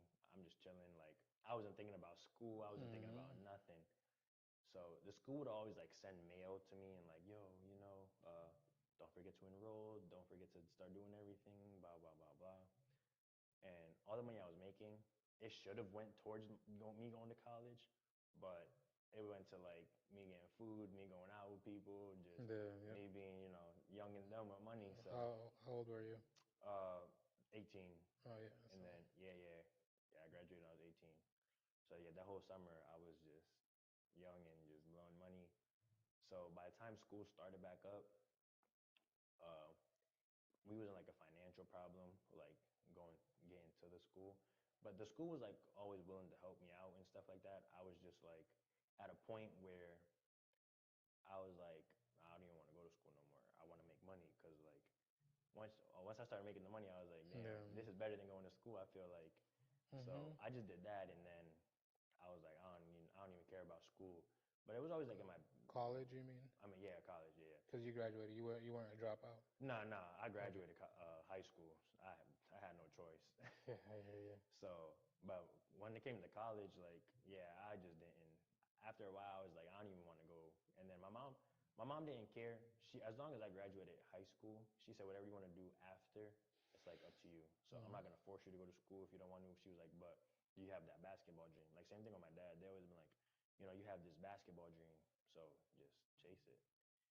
So and I was like, you know what? I'll take a year off. I was like, I'll take a year off, and then I'll go back because this was 2019. So Right before COVID. yeah, and that's where it like came to a breaking point because once I was like, all right, you know what? I'll take a year off, and I was like, I'll probably start during the winter semester because that's like that begins the basketball season, and I was like, I could get my foot in there, see what's up, and then finish out at least before the summer. But that's where once we was about to start getting everything enrolled, COVID hit. Mm. And then once COVID hit, I was just like, oh, this is like another chickenpox or, the flu. Like, we'll be straight. And they start shutting everything down. Once they start shutting everything down, I was like, you know what? I don't even care about school no more. I'm going to stick to having a job at least. So you just finished. Well, you didn't finish school. You just continued working. Yeah, yeah. Cool. Through COVID, but where do you work? Where did you work through COVID? So once COVID started, I wasn't working nowhere because I was getting ready for school, but I was like, damn, I can't even do that no more, blah, blah. So I was applying everywhere. And then I started working at Taco Bell, like right before, probably like 2 months before COVID hit hard. And they started shutting everything down. I started working at Taco Bell because one of my homeboys, his aunt was like the manager there. And he was like, yo, me and my homeboy were looking for a job. She was like, all right, just apply and come work for us. So I pretty much worked through the whole pandemic at Taco Bell, which was like, it was a great thing because I got paid really good. But for like physique wise and like me being like an athlete, it hit my body Hard. way worse. I was like probably like the biggest like weight I've ever been during that time. And it's like I'm still trying to lose weight for a minute. So I was like, damn, it was that was hard times right there. So you were doing Taco Bell, and Hmm. then COVID hit hard. Yeah, Well, because we started we didn't start COVID, but we started BCW yeah. right around towards like the middle of COVID, Hmm. maybe towards the end of COVID. Okay. Uh, but then it hit again for the second wave, Hmm. and that's when we got shut down. Yeah. You weren't. I don't think you. Obviously, I don't think you were wrestling by then, anyways. Nah. But so when did the interest? We go into wrestling. When Yep. did the interest from COVID? When did the interest go from basketball to wrestling? So to backtrack for a second, Go ahead. my grandmother, may she rest in peace. My grandmother and my uncle Thomas, them two right there are the reason why. Uncle Thomas. Yeah, Tom from wrestling school. I didn't know he was your Yeah, uncle. that's my uncle. Him and my grandmother are the two reasons why I love wrestling to death. So I used to watch wrestling with my grandmother every Monday and Friday, SmackDown and Raw, faithfully. Like Hmm. she would have it on recording. I'd go in her room with my action figures, play with them, watch it while she's on her computer watching it. Like she's the reason why I sit so like I'm just a diehard wrestling fan. And then uh, my Thomas, me and him, like he's a diehard wrestling fan. Like he could pull up facts that a lot of people in the Hmm. business don't know. So like with him being such a diehard wrestling fan, he lived with us when we were younger. So I would always just wrestle with him. Like we would always wrestle. We'd always use the toy belts, hit each other, Mm-hmm. use everything as pillows. It came to a time where we had this metal folding chair. Like if it was like um, the ones that you use for like the cookouts and stuff. Yeah. We had a metal one, and we used to hit each other with that, like legit hit where we had dents in the chair, and we used to always tell everybody like, we're gonna sign this one day, like just joking around, like we're gonna sign this one day when we become wrestlers, and we're just gonna hang it up, like this is gonna be the legendary chair, and then so that's where like my love for wrestling started when I So who do like you? I'm not talking about wrestling now. Who do yeah you look up to? as wrestlers. I know about the you were probably at the attitude, well, not attitude era, maybe after that, Yeah, like the ruthless aggression the era. ruthless But revolution. like my favorite wrestlers to like look up to in the big leagues to say is Rob Van Dam, The Rock, and Randy Orton. Okay. And that's why I wear like a singlet because Rob Van Dam wore his singlet, and I was like, everything he had on his singlet was like so cool. So I was like, damn, I was like, if I ever wrestle, I'm gonna wear a singlet. Yeah. And then like The Rock is just The Rock, like Yeah. he's just that. And then Randy Orton is because everybody loves John Cena, and it's like, damn, this dude that he's always feuding with, Randy Orton, is like, he's like a menace to society in the Mm-hmm. wrestling world. So I like that, you know. I was like, sometimes rooting for the bad guy is not bad. Yeah, And then definitely. Thomas had was like, you know, I'm not always going for the good guy. Like you guys all go for good guys. Like I look at it like this is my favorite, good or bad. I'm gonna like cheer for him. So then I was like, okay, so Randy Orton, that's my guy growing up. So watching them, it was always like, I want to be like them. So was it for you? Wasn't like the Undertakers? It wasn't none of that. It was just Nah, those are still like great wrestlers. Like yeah. Shawn Michaels, he's one of my favorites. Like he's Mm-hmm. like top 10 of mine.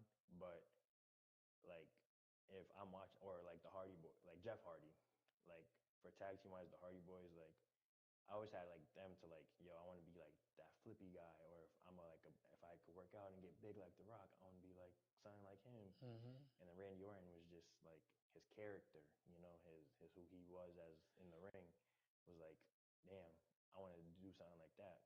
But now knowing what I know, he's a he was a shithead heel. So I was Yeah. like, yeah, you know, I still love him, but I'm the babyface side. So you got interested in the wrestling. I grew up with wrestling Yeah, myself.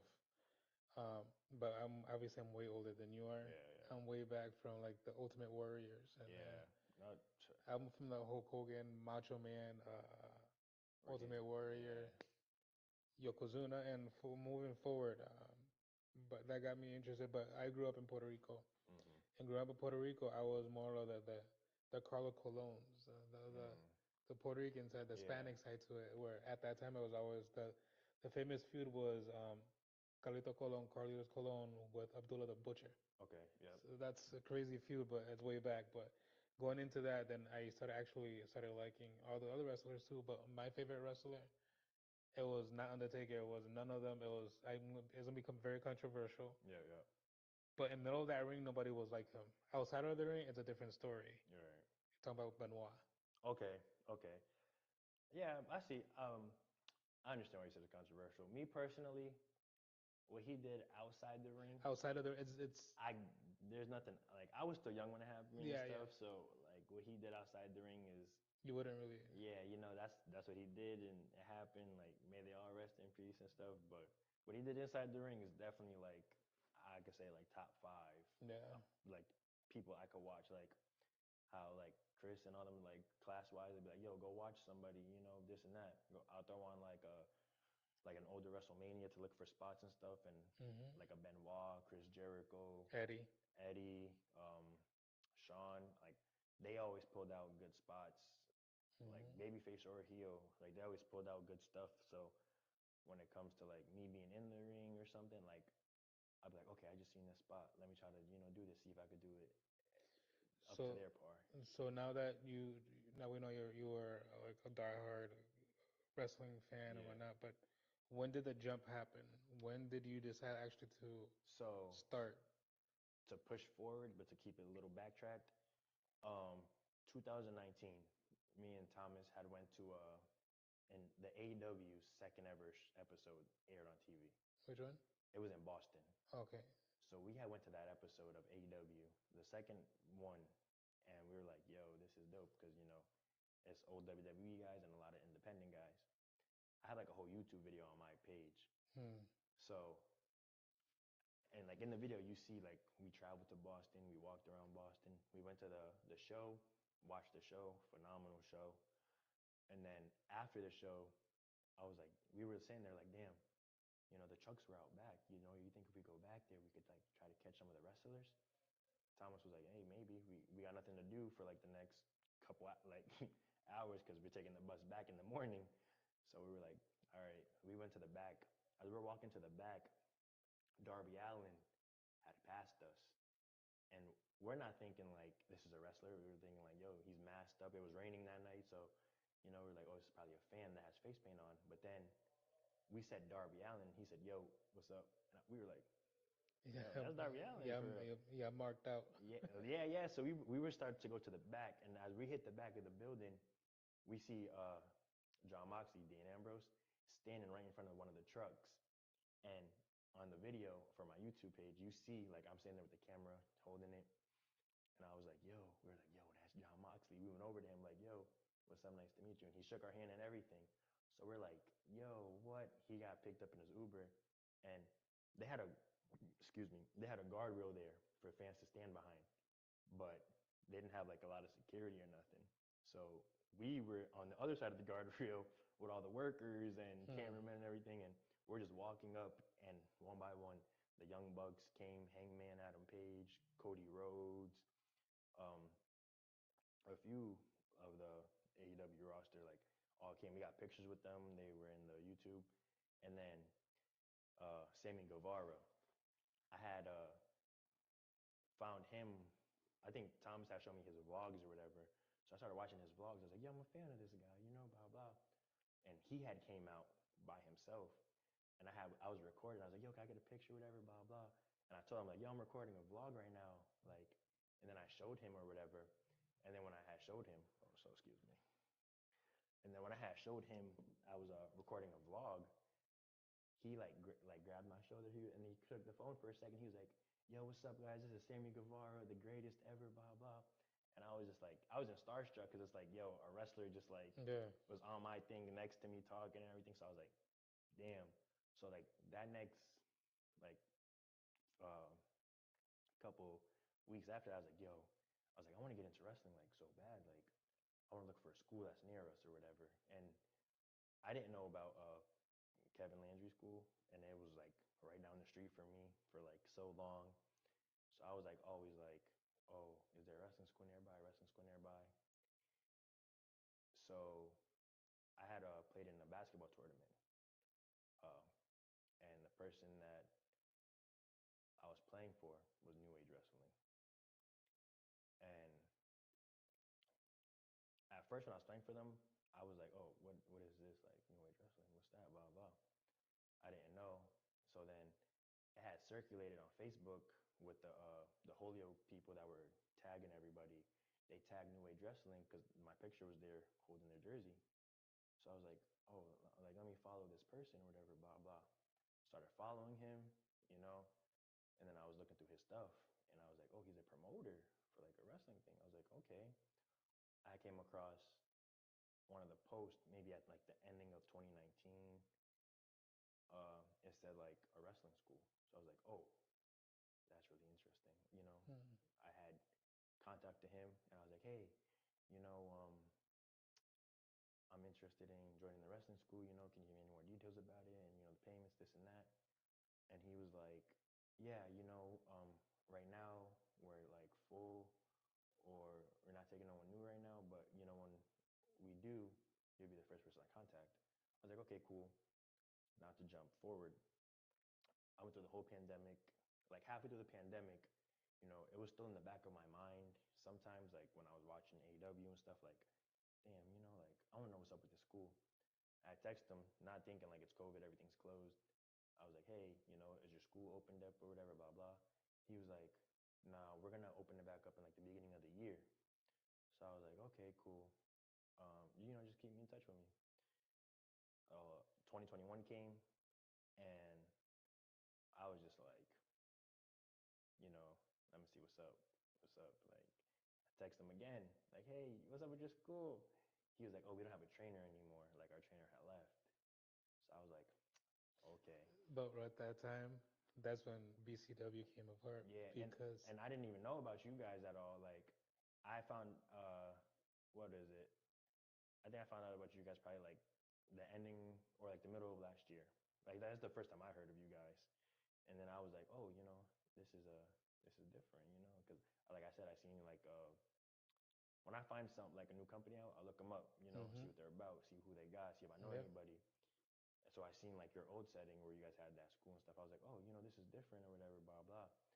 And I didn't know you were the promoter, and like I didn't know like I didn't see anyone like tagged or nothing or something. So I was like, you know what, this is cool. Like if I ever see them, I try to work for a show because at that time when I found you guys, I was already training. Yeah. So I was like, But yeah, in 2021, I was like still trying to look for a school and nothing. But then I met my girlfriend, who I'm currently with right now, and I had told her, like, oh, I want to be a wrestler, blah blah. But I probably want to go back to school to play basketball. Like, I want to go to college to play basketball. So like, it was those two up in the air. Like, whatever comes first is what I'm gonna do.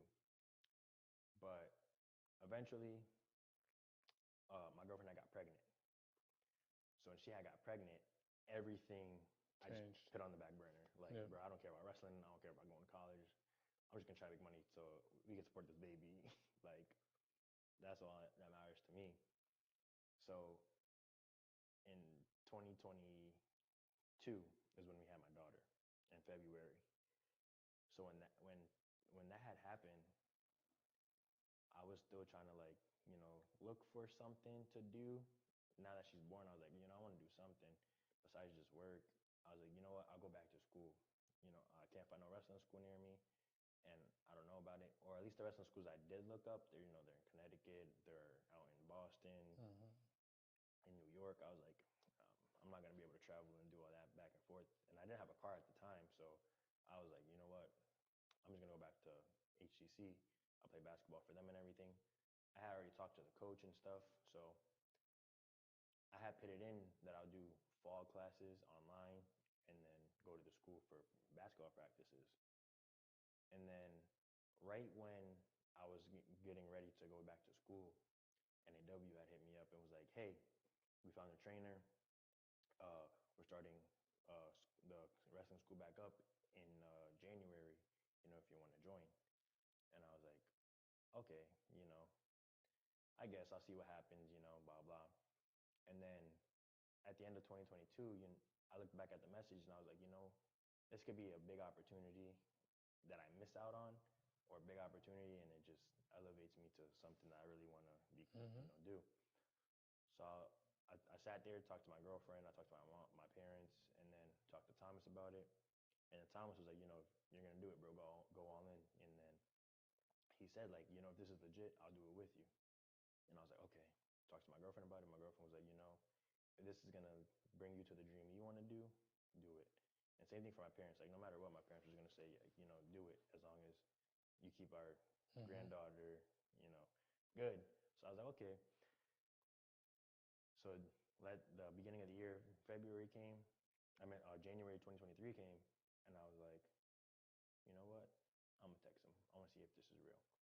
I texted him. I was like, hey, when does the classes start? I'm interested in joining with somebody else. And he was like, yeah, classes are Mondays and Thursdays. I believe it was the same, Monday and Thursday. He said around this time to this time, just come whenever, introduce yourself. And then I was like, okay. That month of January, I was just like hesitant on doing it. So I asked who the trainers were. And then he told me the trainers' names, and Chris was one of them. And then I had text him, and I was like, hey, I want to make sure this is real. Like, you guys are, this is the teacher for the school, whatever, blah blah. He's like, yeah, come by, make sure you have this, and this, and then you'll be all set to go. And then I was like, okay, cool.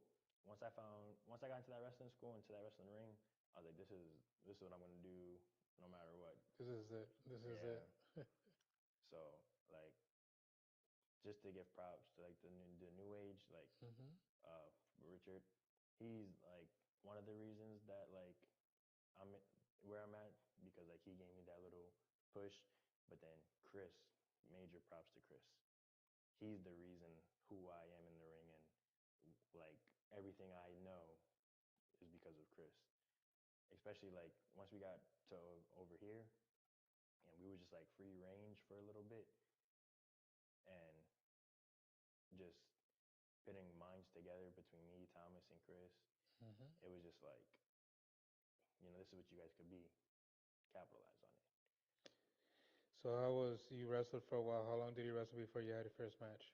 So I wrestled from February. So I trained from February up until September for Chris's charity show, the Wishes on Wheels. Wishes on Wheel. Yeah. I had my first match there. The opponent, I'm not gonna name, only because Okay. some stuff. But the opponent I went against at that time, he was really good. He took really good care of me for the first match. He was a safe worker, and he put me over like really good. And I have that match on YouTube, so if you want to go Corey Fisher, you can watch all my matches there. But he was a great worker. And then yeah, Chris told me when I got there that day, he was like, being a promoter, you're everywhere that day. So Mm-hmm. he was just like, yeah, yeah, I don't know what you guys are gonna do yet, blah blah blah blah. And then the ring announcer GK, he was like, yo, Chris, don't worry about it. I got someone for him. We introduced or whatever, blah blah. He was like, I got you. I'll take care of him for Chris. I had the match with him, and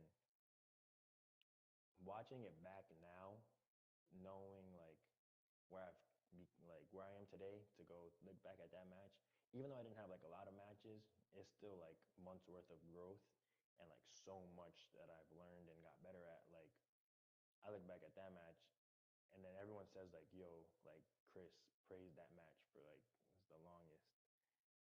And I look back and it's like, nah, Nah. that's a shit match.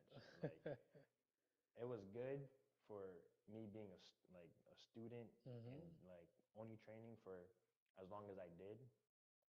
But I know people that like train for a few months and then get in a ring, and then just take on with shows.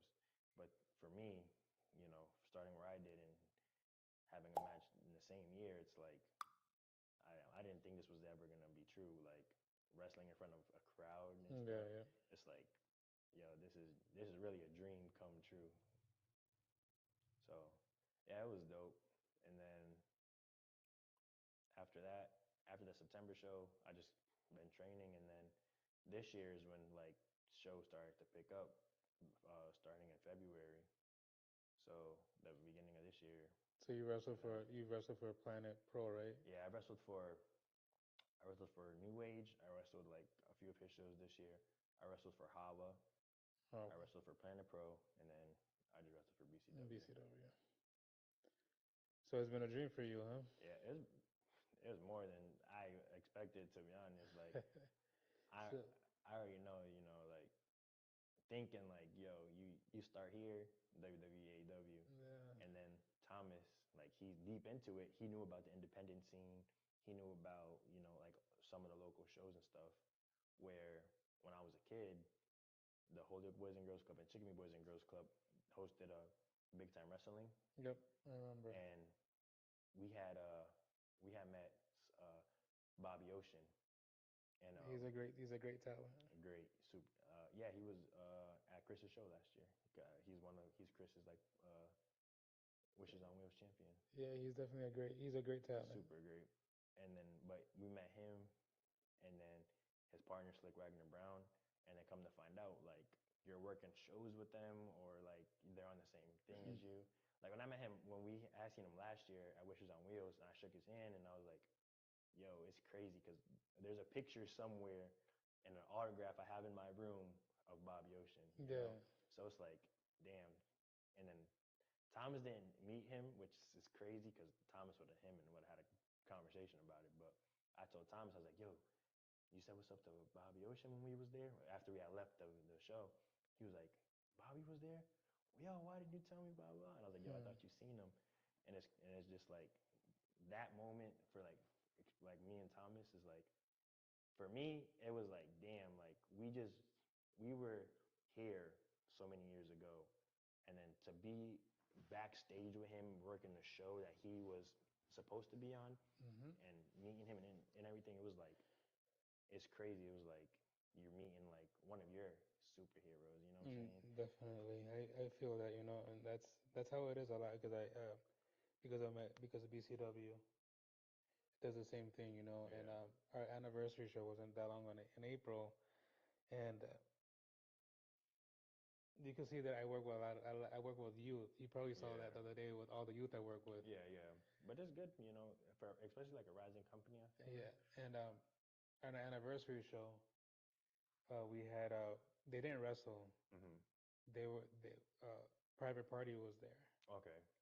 They didn't wrestle that day. They did help with the show and whatnot, and it was the same thing that you said. You seeing like the youth saying, "Oh, Private Party, they're here," Yeah. and this and the third, and this, doing all that. And I see where you're coming from because you saw them as you saw them as like great talent. You saw Yeah. them as a model or Yeah. influence, like some type of influence in your life, and that's great, And now you're not where you're at. You Yeah. see yourself now. Now you see yourself as an influence to others that are beginning, right? Yeah, yeah. And it's crazy because like my daughter, she's only 2 years old, and we just had our second daughter Yeah. earlier this year. Well, not even earlier this year, a month ago. So, but my 2 year old, she loves wrestling. Like me and Tom will sit there and wrestle with her in the living room. Hmm. But when she's going to sleep, I always put on wrestling.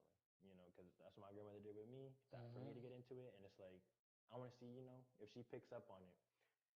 And when she knows I have to go to wrestling practice, she's like, "Oh, I want to go watch Daddy wrestle. I want to go watch Daddy wrestle." Or like, Yeah. "Oh, it's not a show. You can't really come." And then she obviously, I don't know if you were there that day when she came.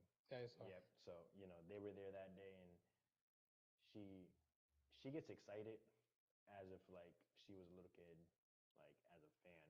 So when Hmm. she asks us to like watch my matches or like, oh, I want to go watch him wrestle, it's like a big inspiration for me. Not only to like, my hopefully my daughter grows up looking at me like, yo, he's a superhero beating all Hmm. these bad guys up or something.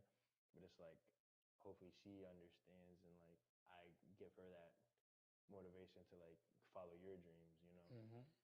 And then working Hawa, there was this one little kid in the crowd like when we I teamed with Johan Nara, and when we had teamed together, we had came out, we're in our corner, and Johan started the match.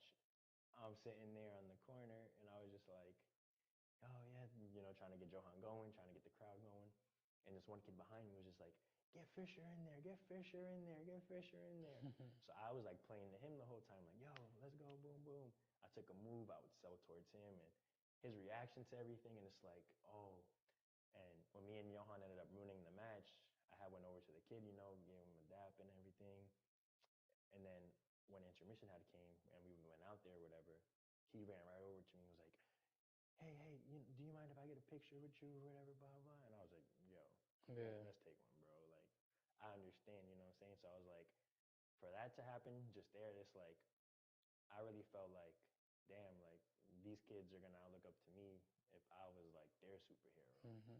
So I was like, trying to be just a great inspiration and like motivation for kids, especially like Holyoke wise, because like I'm still in Holyoke, and Hmm. like all of like the younger kids that like graduated after me, they're like, I had went to a basketball tournament last week for my one of my homeboys that had passed away, and at the tournament, there's a few kids, like not kids, like teenager wise, that came up to me like, yo, you're Corey Fisher, right? You're that kid that wrestles.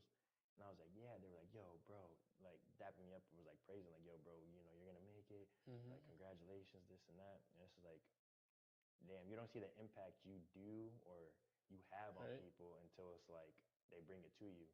But I'm just like, I'm humble about it. Like, yo, I appreciate it, blah blah. Like, don't sugarcoat me too much. Like, I'll be like a little dickhead sometimes, like, Yeah. oh, I know I'm great, Yeah. blah blah. But it's like deeper than that. Like, yo, it's crazy to see like the impact you make. Yeah,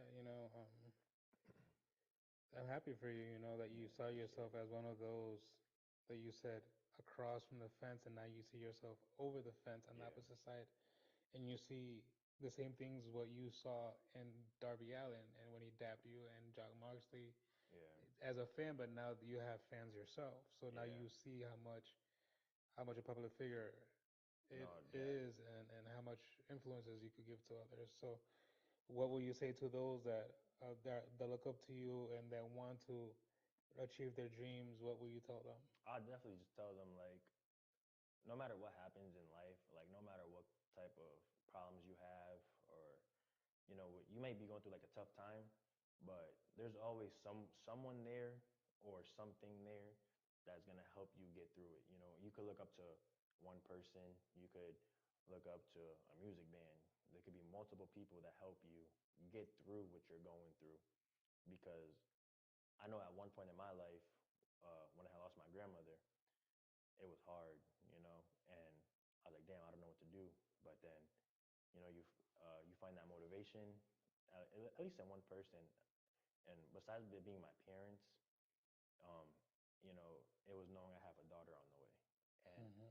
like that was my motivation. Like, I have to get through this tough time right now, knowing like, you may want to like take your own life. You may want to take drugs or something. I'm not saying that was me, but some people go through that. So The struggles of life and yeah, depression and all that. yeah, exactly. So like I was like a little depressed because like my grandmother was my best friend. Yeah, of course. So, and like when that everything happened, I was like, damn, like, I don't know what to do, blah blah. But my daughter was my motivation. So if you have like someone, like if you have a kid, use your kids as motivation. Like they're gonna grow up watching your every move, no matter what. Like I'll sit there, I'll dance with my daughter, I'll play Kendrick Lamar, Hmm. do this with that, and she'll be right there behind me, copying me, saying everything I say, wanting to watch me wrestle. So it's like I do it for my kids. If you don't have a kid, look up to like one of your favorite athletes or musician, or someone that just like you want to eventually be a part of. Or how can I say this? Like look at someone that you want to eventually collab with. If you want to do music, and you're having a rough time, you're paying into the music, and then hopefully one day you're at where you could do a feature or be on a song with your favorite artist. Hmm. It's just little things like that. You just have to find something inside of you or someone to help you get through it. Because once you get through it and you start chasing that dream you have, and you start actually working towards something that's like you see the bigger picture, you're not gonna want to sit back down at all. Because once you put that with your foot on the gas and you're like, yo, I'm going 1,000 miles per hour right now, Hmm. you're just like, yo, I'm never going back. So for y'all that are listening or watching this episode of Breaking the Silence, keep your head up. Keep your head up. Push yourself. Don't be afraid. Keep pushing yourself. Like he was able to transition from basketball to wrestling. He's now living his dream, like he stated, wrestling and being the influential person for others. The same way he did it, you could do it as well. So keep fighting for your dreams. Keep fighting for your dreams. I always go by the saying, if your dream doesn't scare you, it's not big enough. That's fair. I think the biggest saying that I have is shoot for the moon, even if you miss your land among the stars. Straight from Corey Fisher. Yes, Don't sir. be afraid. Don't be afraid. Thank you.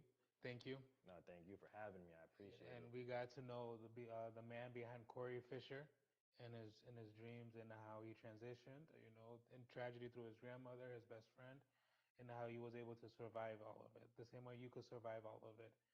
But keep it pushing, keep working towards your dreams. And remember, always use your voice. Always use the voice to shatter your own silences because it's breaking your silence. Thank you, everybody, thank you. And until next week, love you. Thank you all.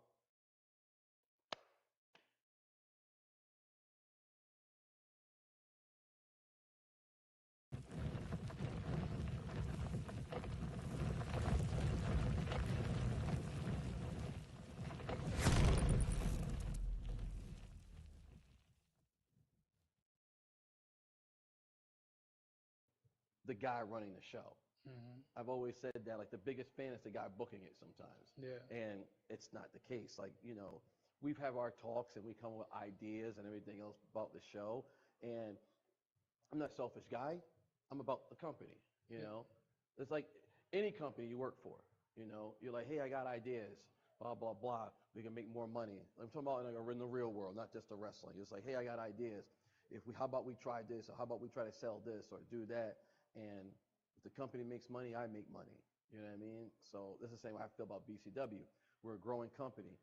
You bring in, we got an audience. We have people that follow the characters and the storylines and the guys that do the promos and all that stuff. And they stick with it. You put something on you put stuff on Facebook and YouTube and Instagram, and you put all over social media and you put those things up.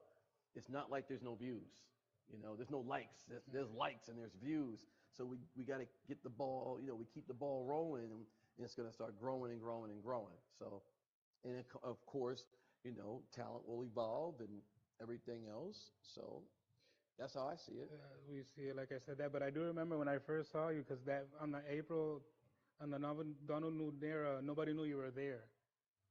Nobody knew you were there. Quote unquote the story. Nobody knew you were there. Right. And all of a sudden, when they blasted the music, first time it was a huge pop. Everybody was screaming for you, and then everybody got pissed at you when you went in the middle of the ring and just cut everybody. Yeah. You just cut everybody. That seems to be my promo. Seems to be, they call me the promo guy. You know. So, but I'll stick with that. Promos. I learned. Well, backstory. I started training in 1999, right? But I didn't really debut until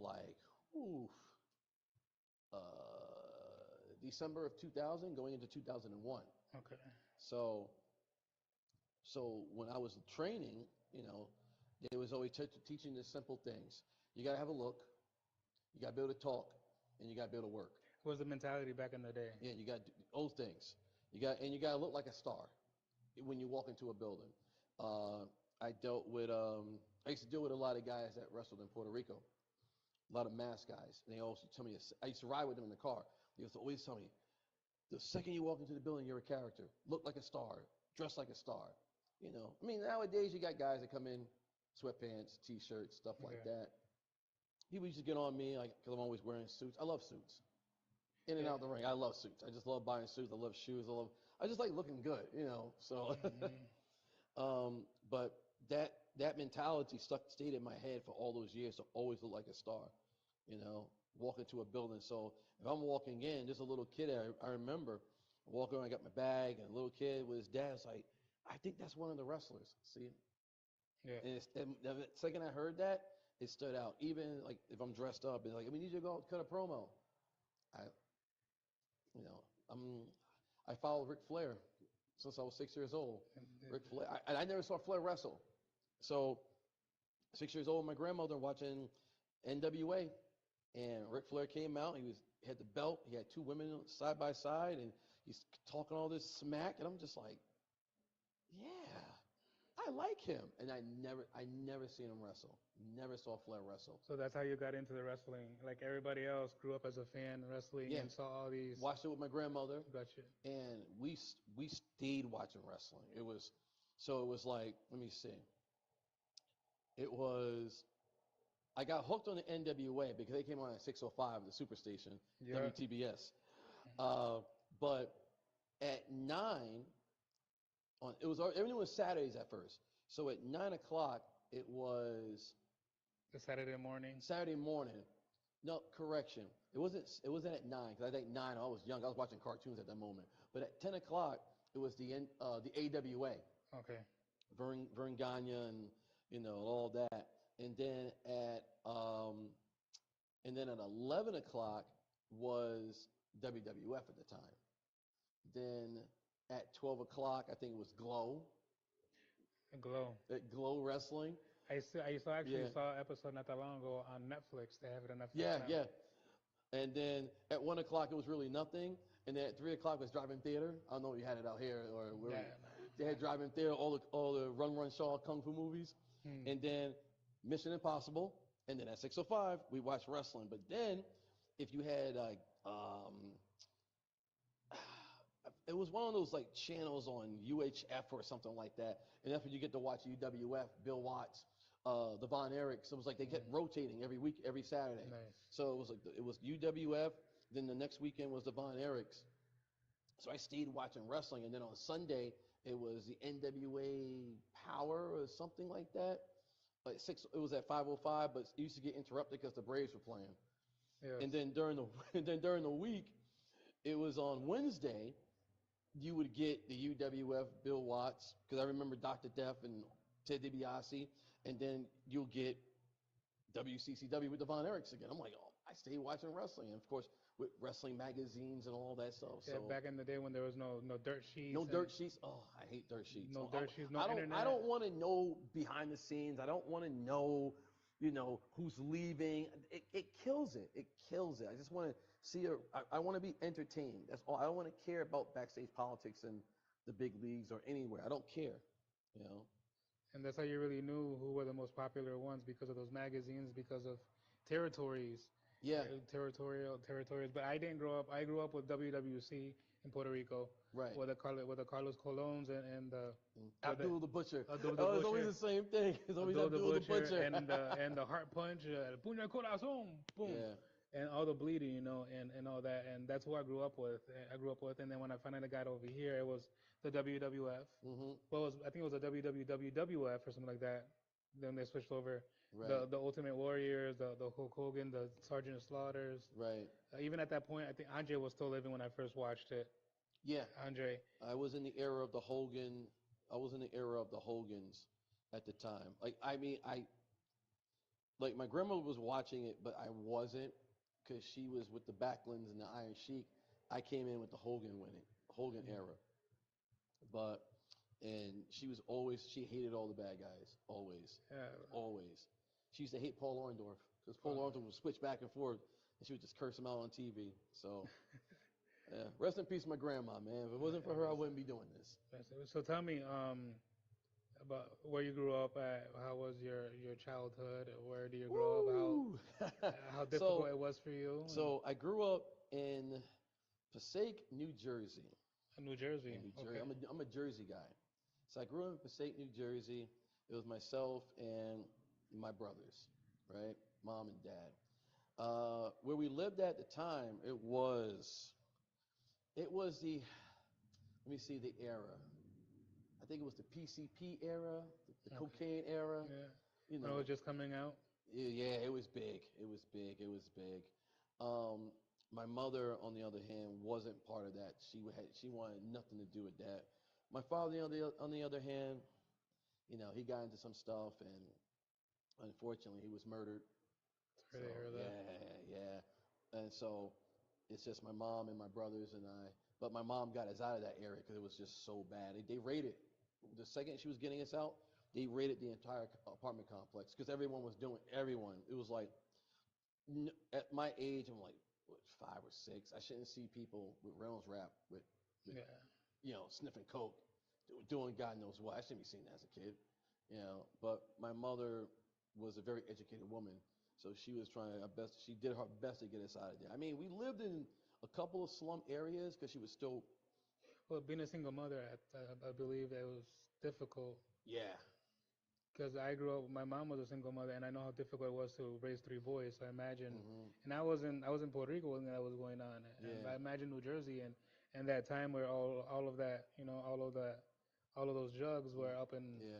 and how difficult it must have been. Which is a reason for my character sometimes where they say, oh, I bash women and all this other stuff. My mom worked 2 jobs, and I always tell people all the time, my mom worked 2 jobs. And she had a lot of trades.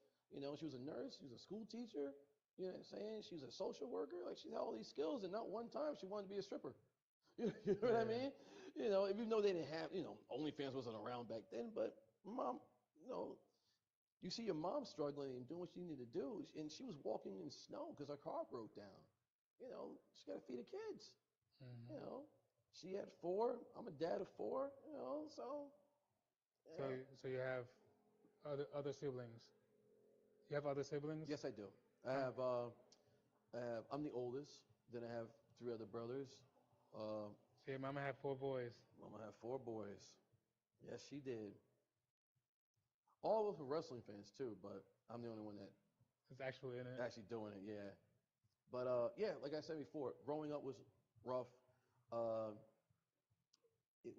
but it was also as I'm older now, I talk about it with my brother and with my brothers, and we talk about like that whole thing, you know, because we could have went down a whole different path, a whole Definitely. different path. We could have been, we could have been a drug dealer. We could have did that. But my mother, she was,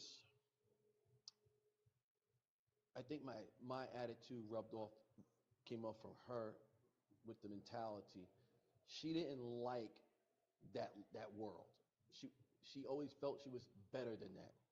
You know, like you see people doing drugs Hmm. and people just doing stuff they shouldn't be doing. And you can only live where your money can take you.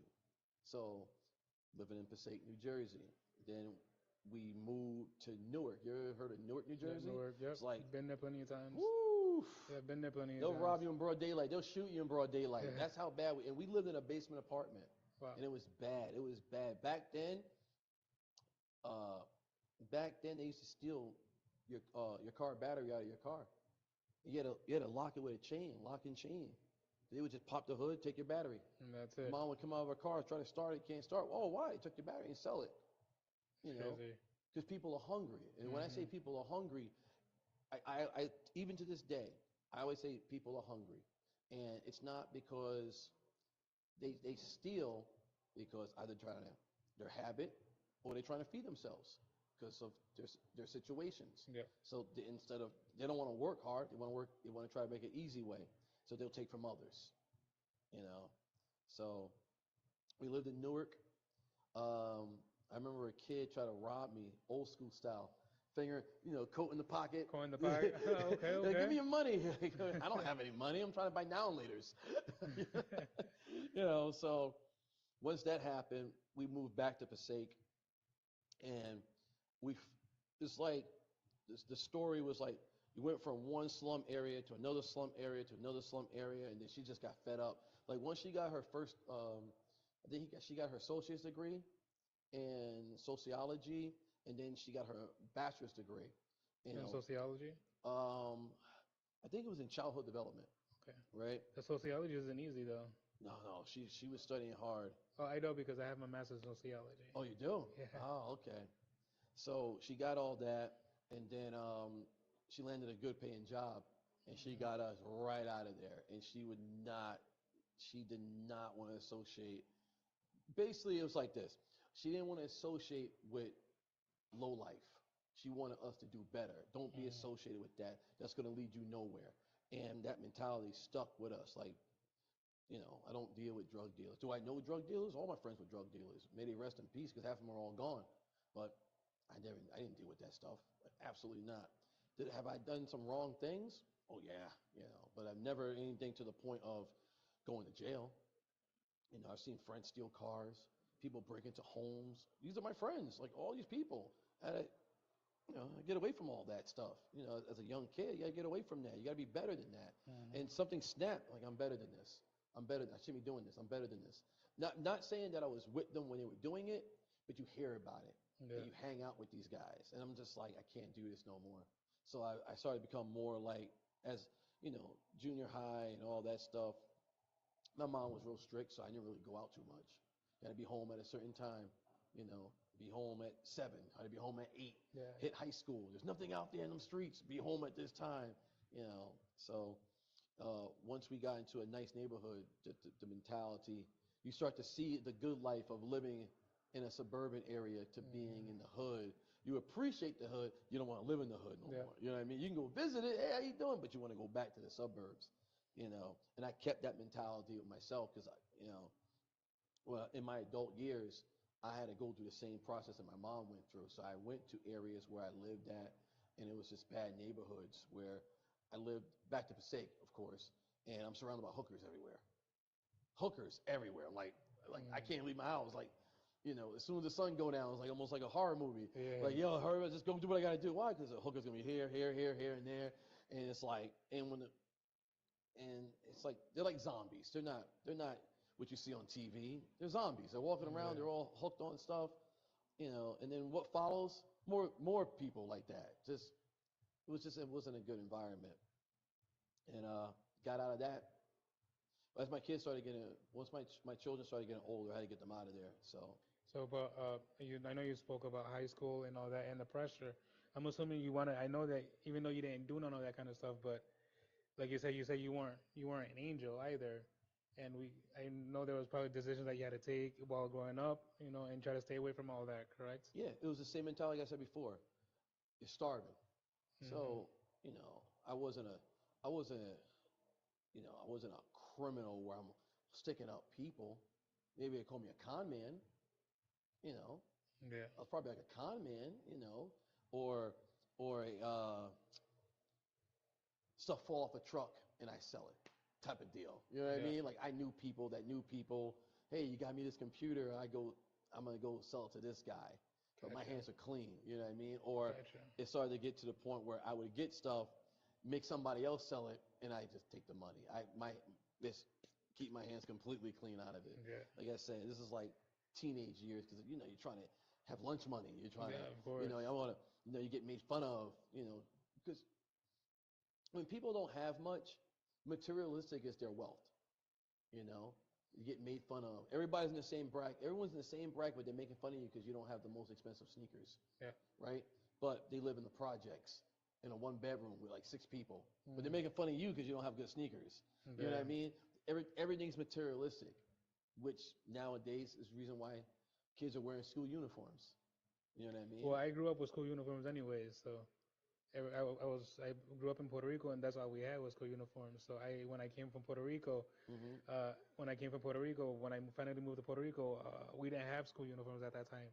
Right. So that's where I saw a lot of the stuff, and my mom was going crazy too because as a single mom with 3 boys, she was struggling too. So we weren't really able to use or get those brand new Nikes the way we wanted, and we had to go. I wore I wore Pro Players and Pumas. Yeah. And at that time you couldn't wear those because KRS-One was dissing Pumas. So now you couldn't wear Pumas no more. So you got to find the cheapest pair of Nikes to wear. And the Nikes I was buying were like $20. They didn't match nothing I wore. I just wanted a pair of Nikes. Yeah, just wanted a pair of Nikes. And then people think like, oh, you bought bootleg Nikes. People back then, everyone was focused on what you wore and what type of haircut you had. And I couldn't afford a haircut back then. I couldn't afford sneakers. It's my mom buying everything. I don't have any money. So when did you first start working? Actually, start working? I started working at the age of, oh boy, I think it was like 13. I was a candy stripe nurse, just trying to, make a little money. It was like one of those work programs in the summer. Yeah. And then I landed a job at Kmart. Kmart, wow. Kmart. I was working at Kmart part-time after wrestling. 'Cause I was wrestling. I would wrestle in high school. Greco wrestling? High school wrestling, amateur Greco, whatever it is. Grappling. I did that in high school for the whole 4 years. So I think my sophomore year, whatever it was, I think I'm not sure, but I know my sophomore year I landed my job part-time working at Kmart. And then junior year, same thing. Sophomore and junior year. My senior year, I didn't have a job, so I wasn't really working. I was just focusing on school, trying to get to a good college and everything else. So, and then once I did land in college, I landed a job in the mailroom. Okay. In college, yeah. So how was those school years, and how was the school years for you graduating and all that? And high school was more. I was a very shy kid in high school. You were shy? So yeah, oh yeah. I mean, let me tell you that. So I was very talkative in elementary school, like 3rd grade, 4th grade, 5th grade. When I got transferred, I got to 6th grade. I just shut up. I wouldn't talk no more. I would stay quiet. And my teacher at the time, I remember her name too, Mrs. Wasserman. I don't know if she's alive or not, um, she introduced me to the Diary of Anne Frank, the book, and I became like fascinated with it. And I was reading it, so everybody made fun of me because I was her teacher's pet. I sat right in the front. I wanted to know everything. So a thing about me is I love culture. I love different people's religions. Even though I'm not a religious man, I like to learn about religions and I respect them. You know, so with her being Jewish, I just wanted to know everything about her culture and the religion and everything. It was like I read the Diary of Anne Frank front and back, and then every day I would just ask her about, you know, her whatever their religion was, whatever. I'm not sure which, because there's different type of Jewish cultures or religions or whatever. So I was just interested in that. But then when I got to junior high, I was still shy. I wouldn't talk. Seventh grade, I didn't talk for the whole entire year. I would just raise my hand here, and that was it. But for some reason, I became like student council president, and well, people Okay. voted me for all these things. I'm like, I'm not. I don't talk. I just stay quiet because I was shy. And what started to get me out of it was we had these speech presentations. So I think I'm the same way now. So if I'm in a room and it's full of people, I'm not the loudest guy in the room. But if you put me in front of a microphone, then I'm boisterous. I can talk.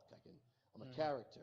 So what got me into that was I was in my speech class and I gave the speech, but I was giving the speech as someone else. And then when I got back to my desk, I was quiet. Didn't talk for the whole 35, 45 minutes in the class. So the teacher pulled me to the side and she goes, I want you to be part of my theater class. And I was like, oh, okay, okay. I was all shy, okay. And we would reenact, just play characters. And I watched a lot of movies. Couldn't go nowhere. I had to stay in the house. So all I do is watch movies. So the second I was told to perform, no problem. I became a character. And everybody else in the class, they were too busy being too shy or they're embarrassed and everything else. And I started to learn if I'm in front of an audience, I'm a character. I'm not embarrassed at all. But if I'm like sitting at my desk and everybody's like, look at Dan, all of a sudden I'm embarrassed and everything. It was weird. It was so weird with that. And I took that acting uh, seventh grade, eighth grade, and then I just kept performing. I would constantly perform for other schools, the high school, all that. And it was so weird because everybody would look at me and they knew I wouldn't talk. But the second I put on a lab jacket, do something to my hair, make myself like a mad scientist, I can perform. And they were like, it's so weird. You don't talk when you're back here. You don't talk during school. And I'm just like, I'm not shy. I don't say I was shy. I said, I'm not shy. I talk. But I was really, I wasn't very how I am now. You can't find yourself in junior high. It takes a while to find who you really are because you're trying to, you're trying to discover yourself. So Going into high school, there was no more acting because I couldn't take rejection too well. I tried out for 2 plays in high school.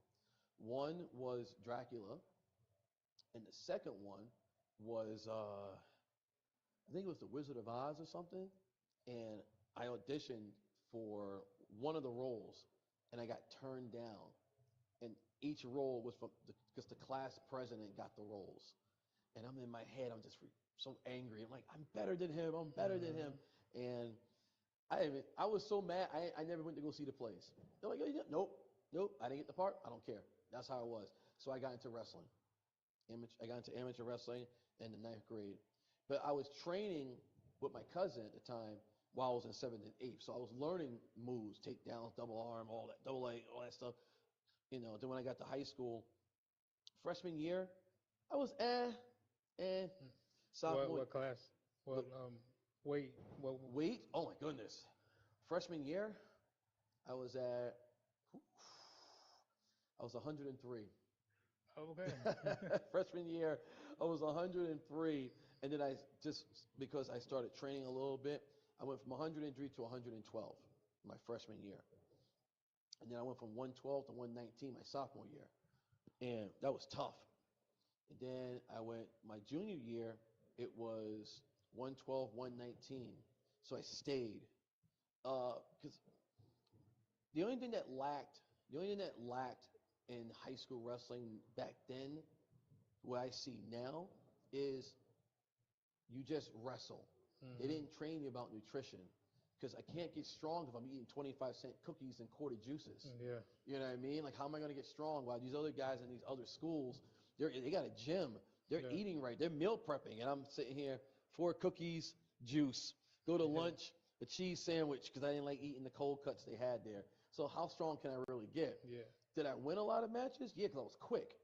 You know, junior year, I stayed at 119 and 125. Between 112 and 119, and then it started to go from 119 to 125. And then my senior year, it stayed at 119 and 125, but I wasn't as strong because of, losing weight and everything. And then when I got to college, it went to 135. Also, you did wrestling in I college as wrestled well. in college Wrestling. also. I did only one year in that because I was more focused on putting on weight because um, body, what do they call it? Body dysphoria. I'm butchering the word, but it's Yeah, body dysphobia. yeah, something like that. Yeah. Where I think I'm too small compared to when the men and women who think they're too big.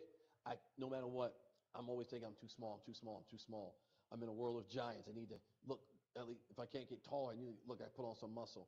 So I just kept working out and eating and trying to bulk up. So I went from 135. I got to 150, and I was like, okay, because then I wanted to start to pursue wrestling at an early age, and You want to pursue what type of wrestling at an early age? I wanted to get into pro wrestling. You want to Like, they get had into a pro wrestling ring. They had a pro wrestling ring in my at one of the gyms I was training at, and And the guy, how old were you when you first? when I tried at the beginning, I was like, I was around like 19 years old.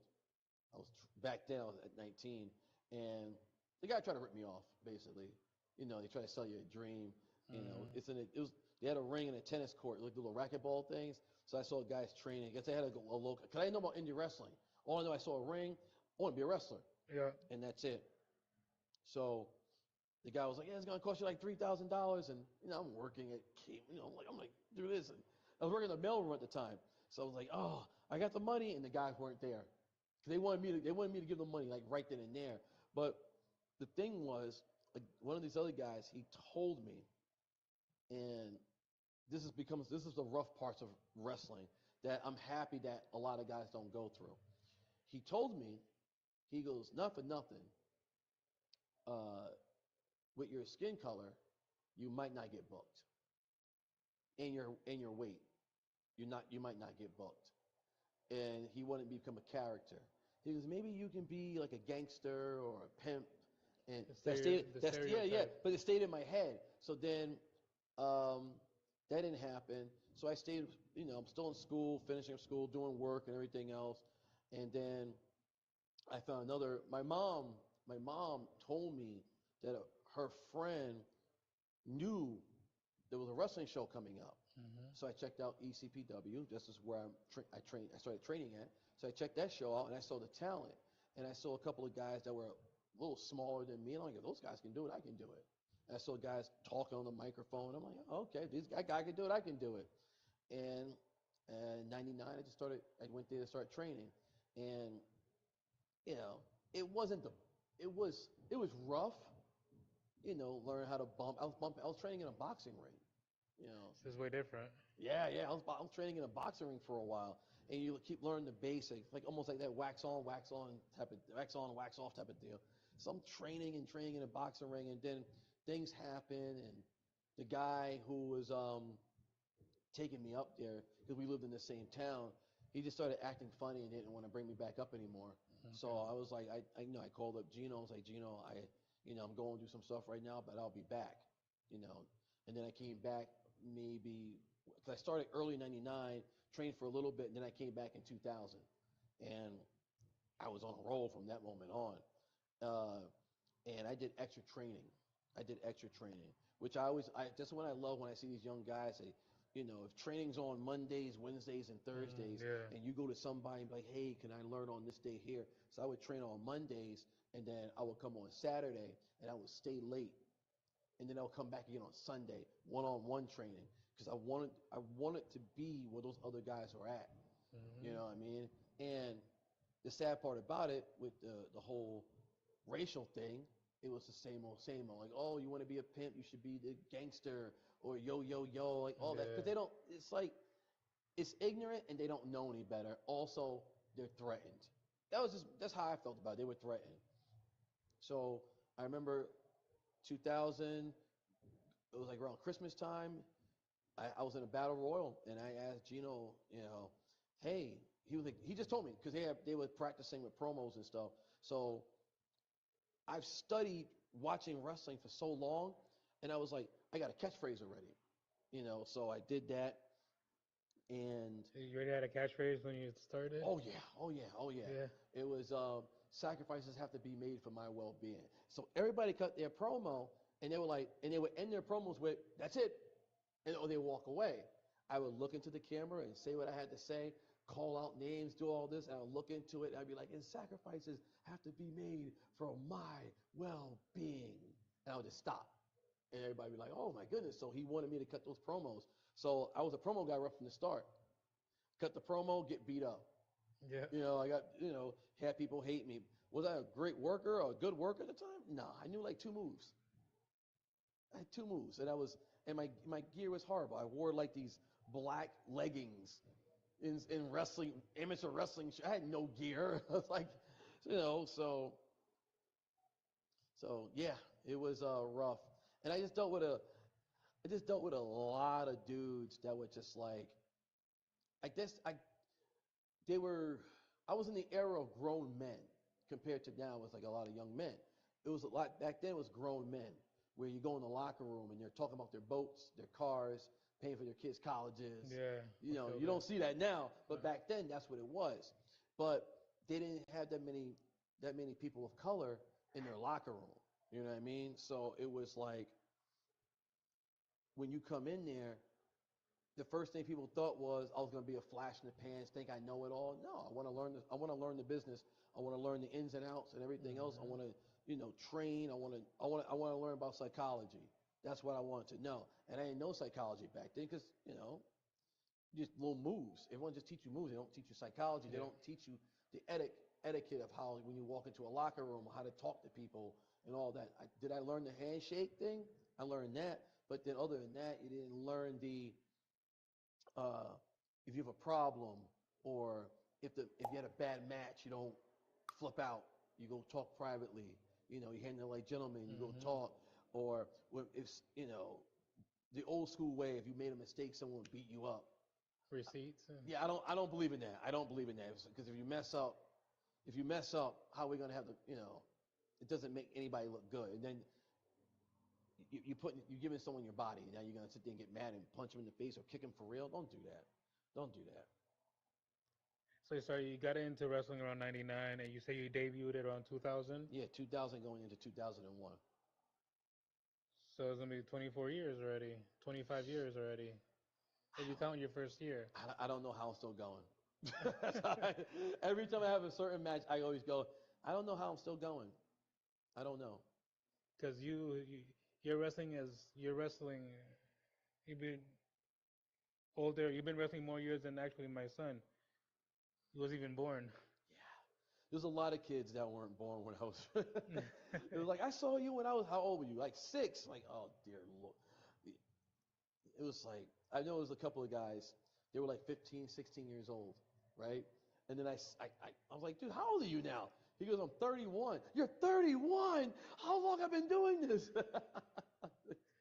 It's crazy. It's like, I think it's more of, wrestling is my therapy. It's my therapy. So you weren't wrestling when you first started wrestling. It wasn't in this area. You were somewhere else. No, I wrestled mostly in New Jersey, New York, North Carolina, Delaware when I first started. I was in those areas. I came out this way. Oh goodness! A friend of mine called him the Wolfman. he used to work with me in New Jersey in shows, so he came to Connecticut. And have I done shows in Connecticut? I used to do stuff in Fairfield with ECPW, but then I needed to branch out because New Jersey was oversaturated with wrestlers, you know. So I was like, let me try and quote unquote, let me try a new territory. So I started coming out this way, and I think the first place that took me in was PGW. They took me in, and then I just started branching off to different companies, and just started wrestling all over, making pretty much no money. I was in Jersey, I was just driving out. I don't care. Massachusetts, I'll go. Connecticut, I'll go. Rhode Island, I'll go. I just wanted to be known in the New England area because New Jersey, like I said, was oversaturated. Yeah, they have a lot of Yeah. companies down there actually. Yeah, They so still do have a lot of companies down that way. yeah. Do I still wrestle in Jersey from time to time? Yeah, I do. You know, I just did a show. I think back in March, I wrestled at the American Dream Mall in front of like 10,000 people. Oh, Yeah, it's crazy. it was great. It was great. It was great. It was great. But now it's just like I said. I'm still in New York. I'm still in New York and pretty much out this way for now. I know you had mentioned prior about all that, and that you had your children by the time you moved already here to Massachusetts or to Connecticut. Yes. My first son was when he was born, I was still wrestling, and I get a lot of heat for this. So my son was born on a Friday. I wrestled the next day. You wrestled Saturday. I wrestled Saturday, right? I wrestled Saturday. Did my show. I did 2 shows. Ran right back. Not showered. Nothing. Went back to the hospital. You know. And how old were you at that point? Oh boy. About, I was probably in my late 20s. okay. Late 20s. Yeah. So my son was born, and then I wrestled Saturday. I wrestled Sunday. Came right back. And they were like, you're like, I wouldn't do that. I would be like, I need to make extra cash. I wasn't working. Yeah. I wasn't working, you know. And then in my life, I lived a certain lifestyle at a time. So, so I have a lot of children. So you catch me. You understand what I'm getting at? I lived a lifestyle. So The Ric Flair type of lifestyle. All those women, woo, right? yeah, yeah. But I wouldn't say, I would call them more like, when I say handmaids, because I hate the term baby mother or mother of Yeah. my children, I would always say wives. I always say wives, even though I wasn't, married or whatever. It was just, I just call them wives because I took care of them. That's the more in-depth look of the Dan the Man, Danos, whatever. I was never, I was always a great father. I may not be a great person. I was always a great father. You know, uh, we'll go more into that right now. So let's go into that more into the wrestling. So being a father was it's a tough job. You know it, I know it, it's a tough job. Yeah. So I really didn't like really wake up and get that bell ringing in my head to be the father until my third youngest was born. Like he was born, right? And I had a really bad habit of like just holding jobs. And now he's born and it's right around Christmas time. Okay. You know what I mean? And then so, just had to put myself into gear and start doing stuff. And then when my fourth son was born, now I got 4. I'm like, oh wait a minute, we gotta, let's wake up, wake up. Yeah. So No girls, huh? no, no girls, no girls, no girls, no girls. Now, So you have now there's some floating around somewhere. Who knows? Who knows? That's a whole different story. I have nobody come up to me and hand me some papers. So no, Nobody's knocked on the door no, yet. no knocking on my door. No, but 4 boys, and when my youngest was born, I was already like knowing what I had to do. So went through some tough patches with females, and Here's a lesson. Now we talk about life lessons now. When people ask, because you ever notice that when people break up, it's always the other person's fault? Yeah. They never talk about themselves. Well, I'm going to tell you the reason why things didn't ever work out for me. You want to know why? I never took charge of the situation. I never took charge. I teach that to my children now. Always be in charge and take lead. You never want to have your woman worry if your rent going to get paid, is the car note going to get paid. Because I'm an old school guy. I used to believe in go to work, hand over your paycheck, she take care of the bills, and that'd be it. But if you're not doing your part, how can she do hers? You know what I'm saying? So I started to get myself into gear with that, and when I learned that lesson, I was like, I didn't take charge. Back then, I was very, very emotional guy.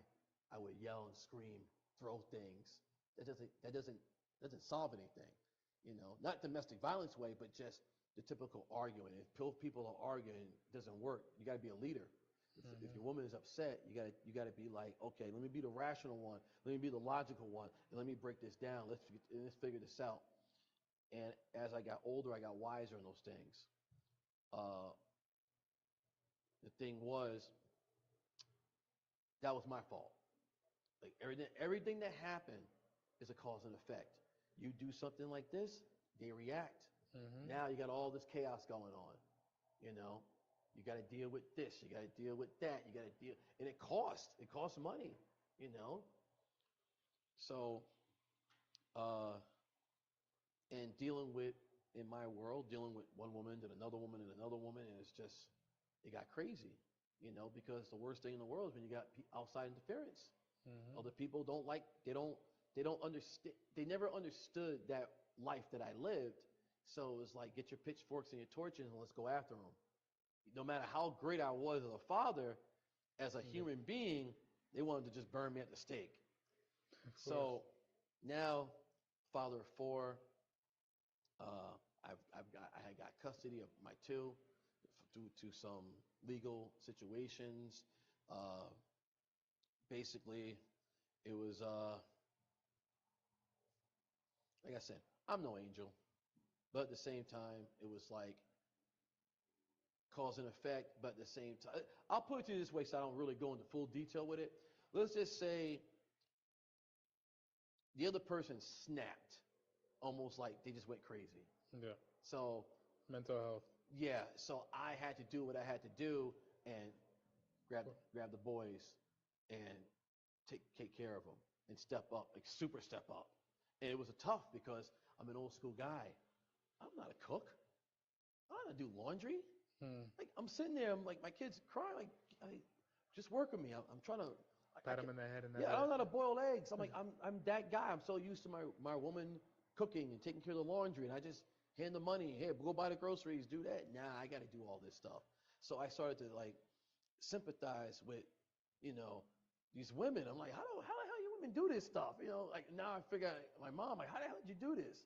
Right? And I only had the two, but I still took care of all four. Then something tragic happened in 2020, which kind of also, it's like an origin story of certain things in my life. In 2020, my other boys, their mom passed away, right?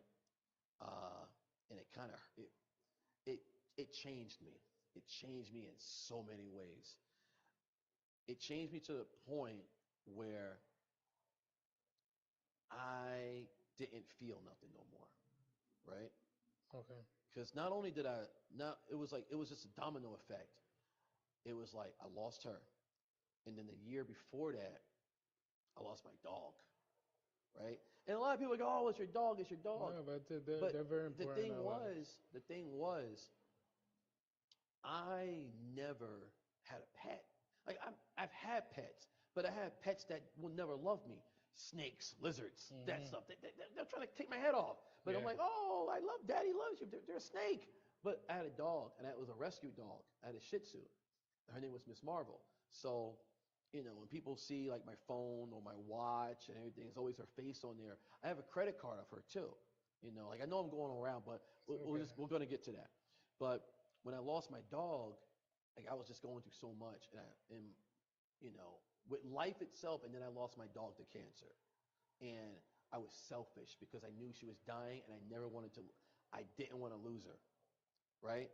And the crazy thing about that, I lost my dog, and I still performed the next day. I had to perform and wrestle, and it was killing me. It didn't hit me until after the match. It didn't hit me until after the match. Like I When you broke. got to the house and No, I broke down in the car. Like I finished the match. I cut my promo. I did everything. I got in my car and I bawled. I bawled because we talk about mental health and it's a crazy thing. And I always say this, and people say, no, no, no, no one cares. I always believe that no one cares about men. It boils up, and we have to suck it up, and we yeah, got to do what we have to do. No one cares about a man's feelings. If a man cries, he's a puss. You know what I'm saying? yeah. If he shows any type of feelings, he's emotional, he's sassy, stuff like that. They can't let But if loose. then he doesn't, he's toxic. Yes. So And we're then stuck. and then there's a lot of men that just can't take it and they end themselves. Yeah. You know what I'm saying? And I'm not for that. So yeah, I broke down and I wasn't the same. So now we fast forward, like I said, years later, when their mom died, it was just like so many things happening. And I'm like what do I do? What do I do? And it was like it hit me.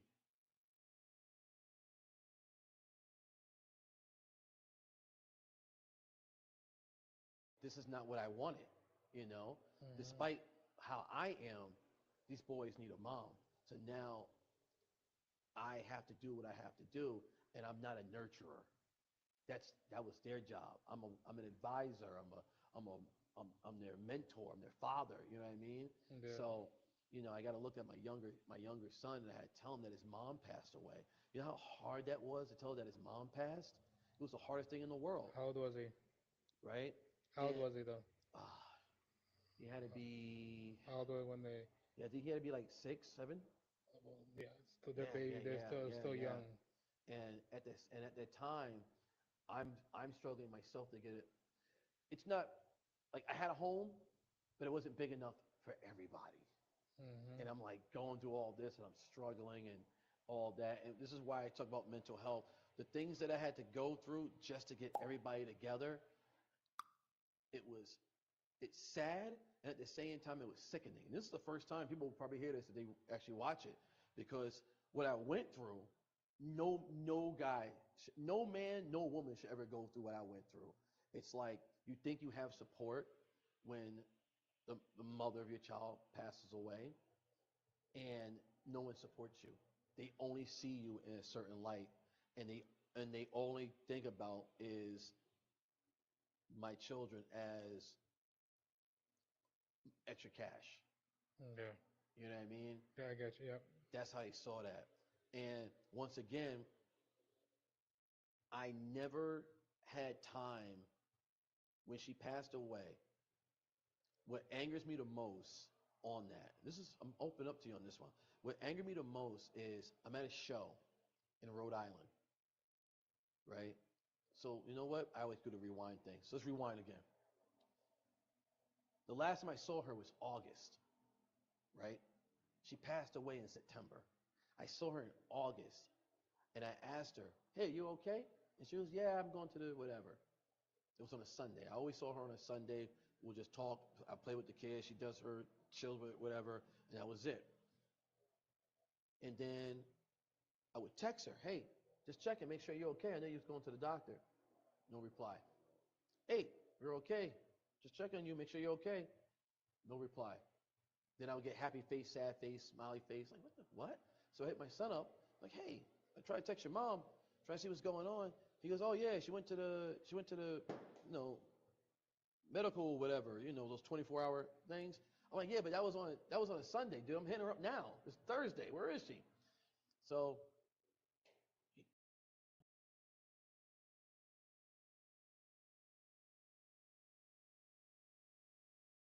sister's secretive, grandmother is secretive, everyone's secret. Like, "Yo, what's going on?" So I go, "Yeah, I'm gonna go see her." They tell me, "No, you can't go see her because of COVID." And me not, not thinking, I go, oh yeah, okay, okay. You know, time goes on, I'm still texting her, nothing.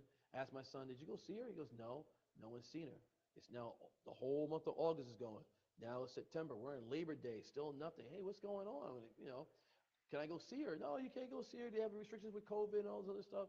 So found out that was a lie. Found out all that was a lie. Right? It turned out that, what was it? I'm in Rhode Island, got a show. It's on a Saturday. I get a phone call. Everyone's on the phone crying. I said, what's going on? They say she's not going to make it. There's like something with her liver or something. And I just got numb. So I do the show, perform, do my thing, head back. I go down there. I go see her. And she's not even, she's gone. She's gone. Like I see her. She doesn't even recognize me. She recognized me, but she barely recognized me. And when I asked him, I said, why didn't you tell me that she had this problem? They told me it wasn't for us to tell you. You know how that feels that my son didn't know. My son didn't know that. So we're both finding out at the same time, and we get to see her on the last day. And I have to tell him, this is my third oldest. I got to tell all the boys, all of them, because we all hung out together. I had to tell all of them that she's not going to make it. And in my head, I'm like, what do I do now? That was on a Monday I saw her. That was on a Monday I saw her, right? 4 days later, I get a phone call on Friday from my son. She's gone. And I go down there. I'm upset. I'm just angry. I'm angry. I'm not sad. I'm angry, right? And of course, it was a Friday. That Saturday, that Friday, all my kids are crying. What do? Everyone told me, you don't have to perform. You don't have to. I need to do this. And I go out there and I perform. The next day, I bring the children there just to keep their minds off of what happened. And I go out there and I wrestle. Right? Then I got to go back and I got to still deal with everything else. And I got no cooperation. I got nothing. They were trying to take my children from me. They were just all this crazy stuff. Finally, there's a good part to this. I do get a bigger house and I get the children. And the sad thing about it was, I got the house, the kids are living there, and I still didn't have time to mourn. I didn't have time to mourn because they were still coming after me. Trying to say I'm a bad parent. I got 4 children. What bad parent works his butt off, gets a bigger house, enrolls the children in a better school, and takes care of everybody? I'm doing it by myself. And I didn't have time to mourn. I didn't. There was so much anger in that situation. I never had time to mourn. And I finally vented to them, right? I vented to them and I said, you don't care about me. No one respects me. You see me as this one person and you blame me for what happened, right? I never realized that she had a problem with drinking. I never realized it. My son didn't know until he went in her car and saw bottles all over the place, little nip bottles. Never, never. I didn't know because I know she would call me when she was drinking. I was like, don't call me when you're drinking. Call me when you're sober. We can chit chat about what's going on with the kids and everything else. We'll plan things and whatever. Because we had a good rapport. So it was nothing hatred, but I just never liked when she was drinking because she'd be around her friends and you know how it gets. Yeah. But yeah, that's the origin of how I am the way I am these days because nobody cared. Even during her service, like I'm sitting there, and nobody came up to me. No one said sorry. Yeah, we weren't together. We were, but we weren't together. But no one came up to me. They would go to my children. They try to snatch the children up and try to hug them over there. No one came up to me. No one. I didn't even exist. I didn't exist at all.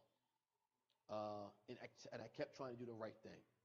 I try to do the right thing. I try to show compassion to the grandmother. I try to show compassion to the entire family. But at the same time, as time went on, no one cared about Dan. They didn't care. They'd rather me do the same thing, visit my children, and never take them. Don't be a responsible father. Because in their eyes, I was a deadbeat dad, and I never was. So the happy ending to that was my children do live with me. And unfortunately, the grandmother passed away. The grandfather passed away on that side. So my two boys, there's no one left, and I felt bad. I felt bad for that. I finally got a chance to mourn her death after I gave my speech about how I'm not going to be the nice guy no more. I'm not going to do this. I'm not going to do that. And it was it was it was December 2022. We're into 2024? Yeah. It was in 2022 when I finally got a chance to, 2 years later, I finally got a chance to mourn her death. I finally got a chance to finally do it. And the lesson to all that was, I said earlier, always take charge in relationships, right? As a man, you have to be logical. Mm-hmm. You have to be a logical man. You cannot show emotion. Because I did show emotion at one time. Like I flipped out on them, on the whole family, because they were talking about not taking my children. And my son heard that. And I told him, you will never see me like that again. I will always be logical. I will never argue with people. I don't like to argue with people. I like to talk things out. One, I don't like to argue because arguing solves nothing. Two, I don't want to have a heart attack. Okay. You know what I mean? course. I don't have a stroke or heart attack yelling my lungs out. No. But these are the things I try to teach a lot of young men now. I tell them to always take charge. Always be a leader. Uh, don't be the okay guy. If something doesn't feel right, you investigate, ask questions, do this, do that. Never just be, if someone goes, oh, you can't do it, oh, okay. No, no, oh, okay is not good enough no more. And because I said, oh, okay, I could have found out more things because I listened to somebody. Get your own knowledge because knowledge is power. You know what I'm saying? That's the word. Knowledge is power. Uh, also, if you, it's okay to be emotional. It is okay. I always say this to people all the time. Talk to your boys. Open up to your boys. You know what I'm saying? Because it may sound misogynist. It's like I try to open up to a woman, and it didn't go nowhere. It didn't go nowhere at all. I can open up to you. I can open up right to the people on YouTube. They don't know who I am. I open up to my brothers. I open up to them because no one knows my story. And that story also led to my character that I do now. When their mom died, I told my son, I was like, she's gone, but we still have a mission to do. And that's what I came up with. I was like, it's all about the mission. We have a mission. I don't care about anything else. The mission is what's important right now. And the mission got me a lot of things. The mission got me my house. The mission got me to all my kids to live together. My mission got my kids to graduate. My mission got my kids going to college and doing better. You know what I mean? My mission is providing me a better health, and my mission is still having me do what I do. And my mission is to help people, guide people, And yes, I say things that might sound misogynist or might sound rude in this new era, but I'm speaking from my heart of Mm-hmm. what my experiences are. And not everybody goes through what I go through, but I'm speaking from my experience. I can be the wise old man to certain people, but I try to educate people on a lot of things. I try to tell people to stay away from things. I tell people all the time, don't do this. I wouldn't advise you to do that. I say, go with this. Another thing I try to advise people on is money. You know, a lot of young guys, they want to buy the fancy things. Hmm. You know, how about you put that money away and save up, buy yourself a house. Apartments are horrible to try to get. Try to get yourself a house. Save your money. You don't need to buy all that. Do you really, really need it? Do you really need it? If you got extra money to spend, then so be it. But save your money. So the mission for you is not just it's not a gimmick thing. It's reality. Yeah. It's how I turn my life I turn my real life situation into wrestling, into Danos, into Danos. Yeah. into the mission, and so how did Danos start coming around? How did I know the Dan the Man was coming around, but how did that gimmick come out, and how?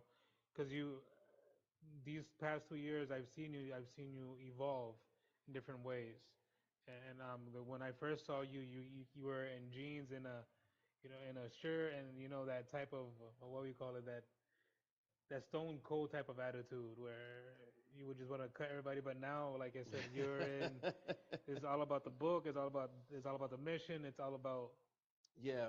So Like I said, I've seen my that my involvement. real Yeah. life situation of something that tragic, or if that's it's my therapy. I turned something tragic into a wrestling. So I think I put something up, but the story I told you, I put it on one of my TikToks about how my origin began because I wrestled during the times of everything that tragic happened. Because most people in this business, when something bad happens, they can't make it. Yeah, they step away. They step away. I I couldn't do that. Like not saying I couldn't. I could, but I chose not to because I had a mission. Hmm. I still got to go out there and perform. Because you think Joe Schmo in row three cares about what happened? No, he wants to be entertained. So I'm going to do my job. I'll mourn later. That's my mentality. A lot of people don't think like that. But the Dan the Man, the Danos character is basically the Thanos from the Infinity War, but I just call him Danos. So, because I like snapping my finger and just taking people out. Yeah. That's where it came from. The book of Danos is just basically it's everything that I spew out about, you know, take charge in relationships. Uh, don't be a simp. Don't be a wimp. You know, be a man. You know, uh, provide. Don't be this. Don't be a bum. Like all those things is basically I just hold the book and I just say these things out loud. Yeah. And it's the same thing with women. I say the same thing with women. It's like, you know, be a lady. You know, like I, I, I don't know any young teenage women that, or anything like that. I don't because my cousins and my sisters, I have older sisters, so they don't. I don't have to educate them. They know better. They know how to act like a lady.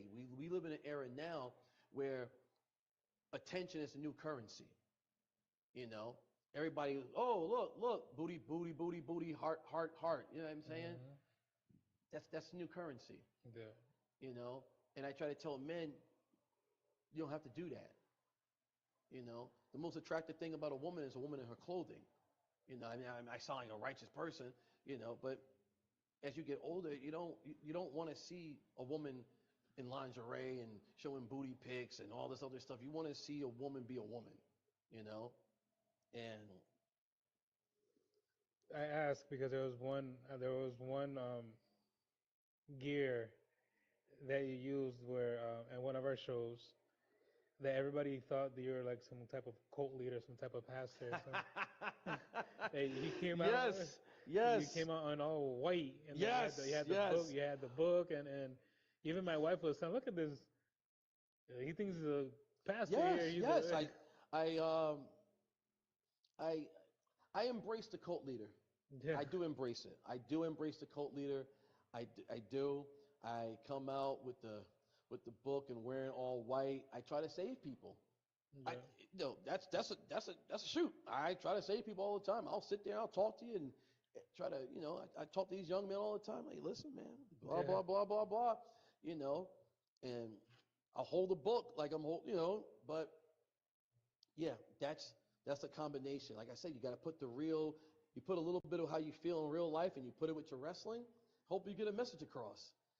I don't think I'm getting a message across, but I'm trying. You're trying, but no, it's It's with everything that's been through, like in your life right now, and I see where you're coming from. I see the fact that they brought your tragedy into the wrestling, and how wrestling has become your new therapy, I guess, your therapy, or Yes. just like your pet you had before that was your therapy. Now wrestling Right. has become that, and I see where that's coming from, because even though I don't really get into the ring as much, but it saved my life too, and Right. in a different aspect, as in a different aspect, but I see where you're coming from, and I sometimes when I get into the middle of the ring, I feel like this is crazy. You could tell how many people boo you and how many people are in love with you, but with you is just besides the point, because everywhere we go and uh, people start cheering for you, but then they start booing you for because of something. Even Puerto Rico, when we went to Puerto Rico, Oh. so you have people chanting Puerto Rico, and then you had other people chanting United States, and they're not from United States, but they were still chanting USA, and Well, it's just like Homelander. yeah, So. you were actually. Yeah. But I see that, and I'm starting to see who's the person behind Thanos, and I know we all talk about kayfabing and we all talk about this, but I think Yeah.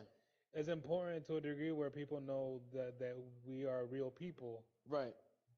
that Thanos is a real person, and people Thanos go through he has his own issues, but yet he puts it aside just to hear you boo. Pretty much. It's just pretty much. But you talk about where wrestling saved your life. Wrestling educated me. It did. Uh, I remember seeing these promoters go in their promoters' homes, and they got cars they already paid for. Hmm. They got homes, and I'm looking like, what am I doing wrong? Yeah, What am I doing wrong? So, I think they promoters. I mean, as a promoter, it's a business. it is. A lot of wrestlers make it as a hobby. They don't turn it into a business. So they'll go out there and they just go out there and they perform and they're still broke. You know what I mean? Like that's not how you should be.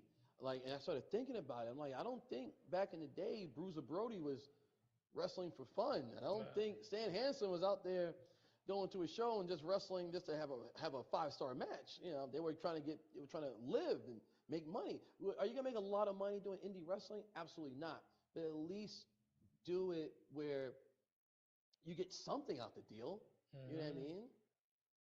It's like I said at the beginning, you trusted us, the company, enough to wrestle for the company, especially knowing the fact that you didn't know who I was. You knew Eric here and there because he was within the industry. No, I didn't know anybody. You didn't know anybody. I didn't know Eric. I didn't know you. I knew the boys in the back.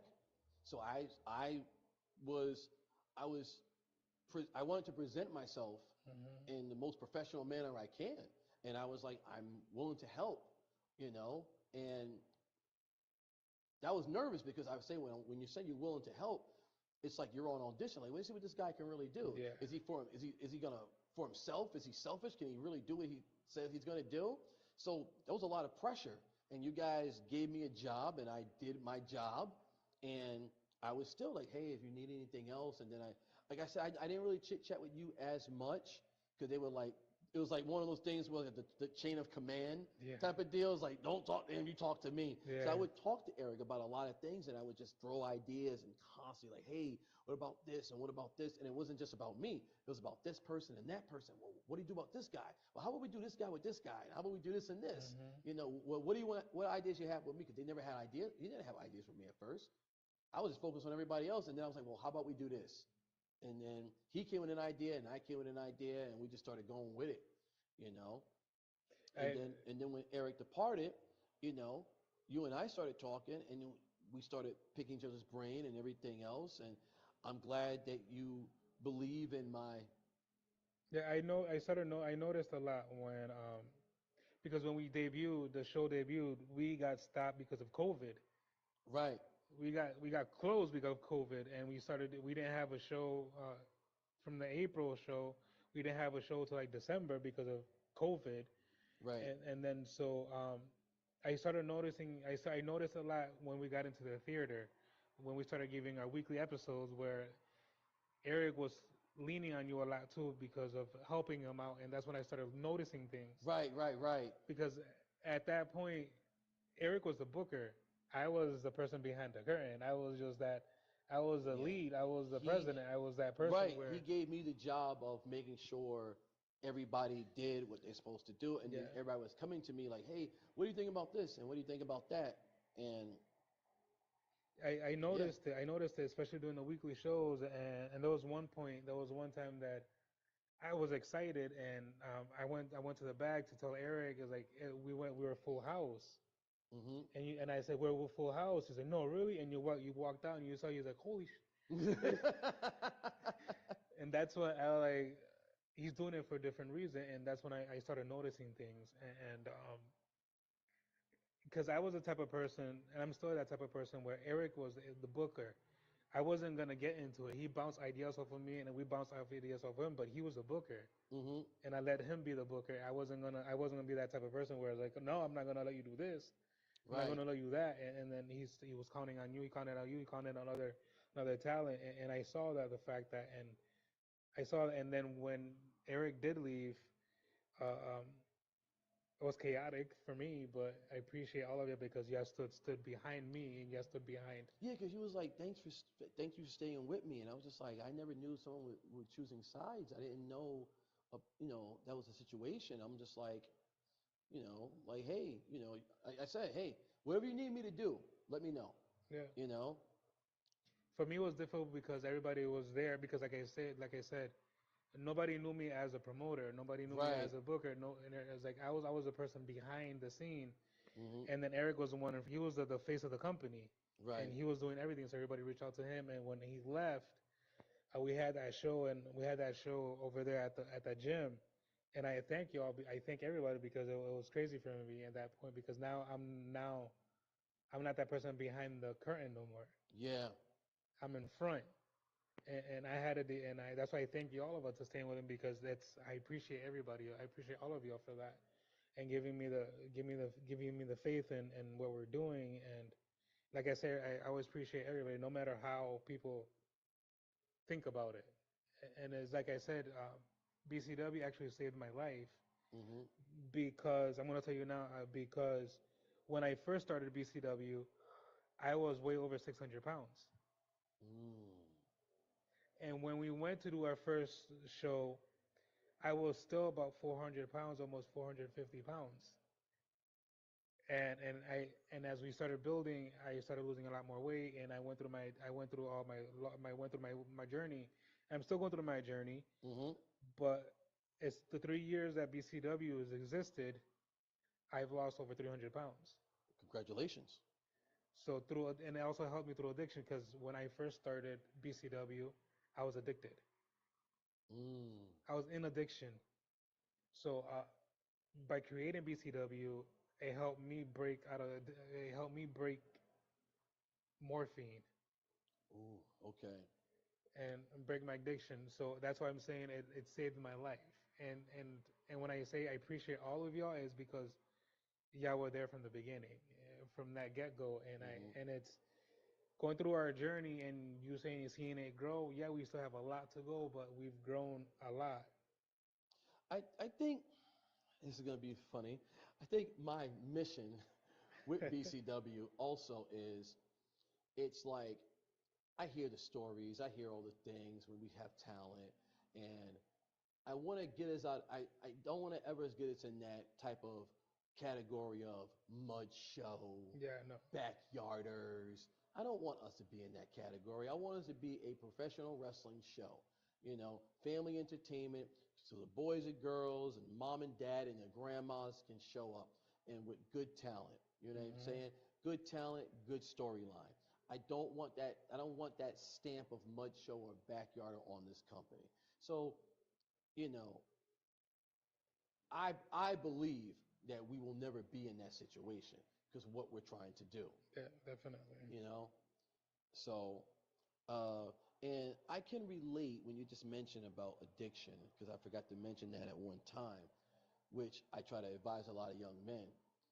during my era of wrestling, as you know, pills was a big thing, Mm-hmm. and I almost got addicted to Percocets and Vicodin. I Because of the pain. I got dropped on my head. It's a crazy story. I was out in Pennsylvania. I got dropped on my head, and back then everybody was just popping a pill, and I was like, dude, my neck, my neck. He was like, here, take this. I don't know, it was Perk. I don't know, it was Vicodin, but I took it, right? So then what started to happen was, during the summer, I'm going to this show, that show, that show. So I was doing the cheat code. I wanted to feel nothing. So I pop one before I wrestle. So now I can take a bump here, I can Yeah. fall here, do that. And what caught my attention was I remember I was just popping them and I was a little bit more slurring with words. I remember I was on the phone with my buddy and we just had a match and I'm like, yeah, we're gonna go to the bar. So you can't perk and then go to the bar. Next thing you know, I'm sound like I heard myself and I'm like, oh my goodness, oh my goodness. But then whatever. It took for my friend, may he rest in peace. He came to me, he was crying because we had to wrestle each other. He's crying because he's so high. And I was like, now, I could have caught an attitude and be like, absolutely not. But I carried him through, even though he was a little, you should never do that. I would never recommend it. But he was a little out of it, but I carried him through it and I got him through it. And he passed away like I think 2 or 3 days later. Wow. And I caught a panic attack after that. I was like, oh my God. I took whatever bottles I had of Percocet and Vicodin and I put them down the toilet. I knew at that moment I beat it because I started fiending for it Yeah. a few days later. And I was like, oh my goodness, I was almost addicted. So that's why I can, Yeah. No. yeah, And that's why I absolutely love BCW. hmm And we've been through our ups and downs, like in growing company. yeah, And growing company, and so this journey has taken us a lot of places. yes. And I will always, always thank you for Puerto Rico. Let me explain. I'm gonna give you your flowers, give you a round of applause, whatever. A lot of people, like I said before, and this is not a boo-hoo, Dan. It's like I get caught in a category of I'm a storyline guy, I'm this and I'm not. So I'm not everybody's favorite guy to Mhm. get selected. You know what I mean? But for me to get the opportunity to go to Puerto Rico, like it was the greatest thing in the world for me. It was like I finally get to leave and wrestle somewhere else. Yeah. You know what I mean? And I'm always appreciative, always. You have no idea.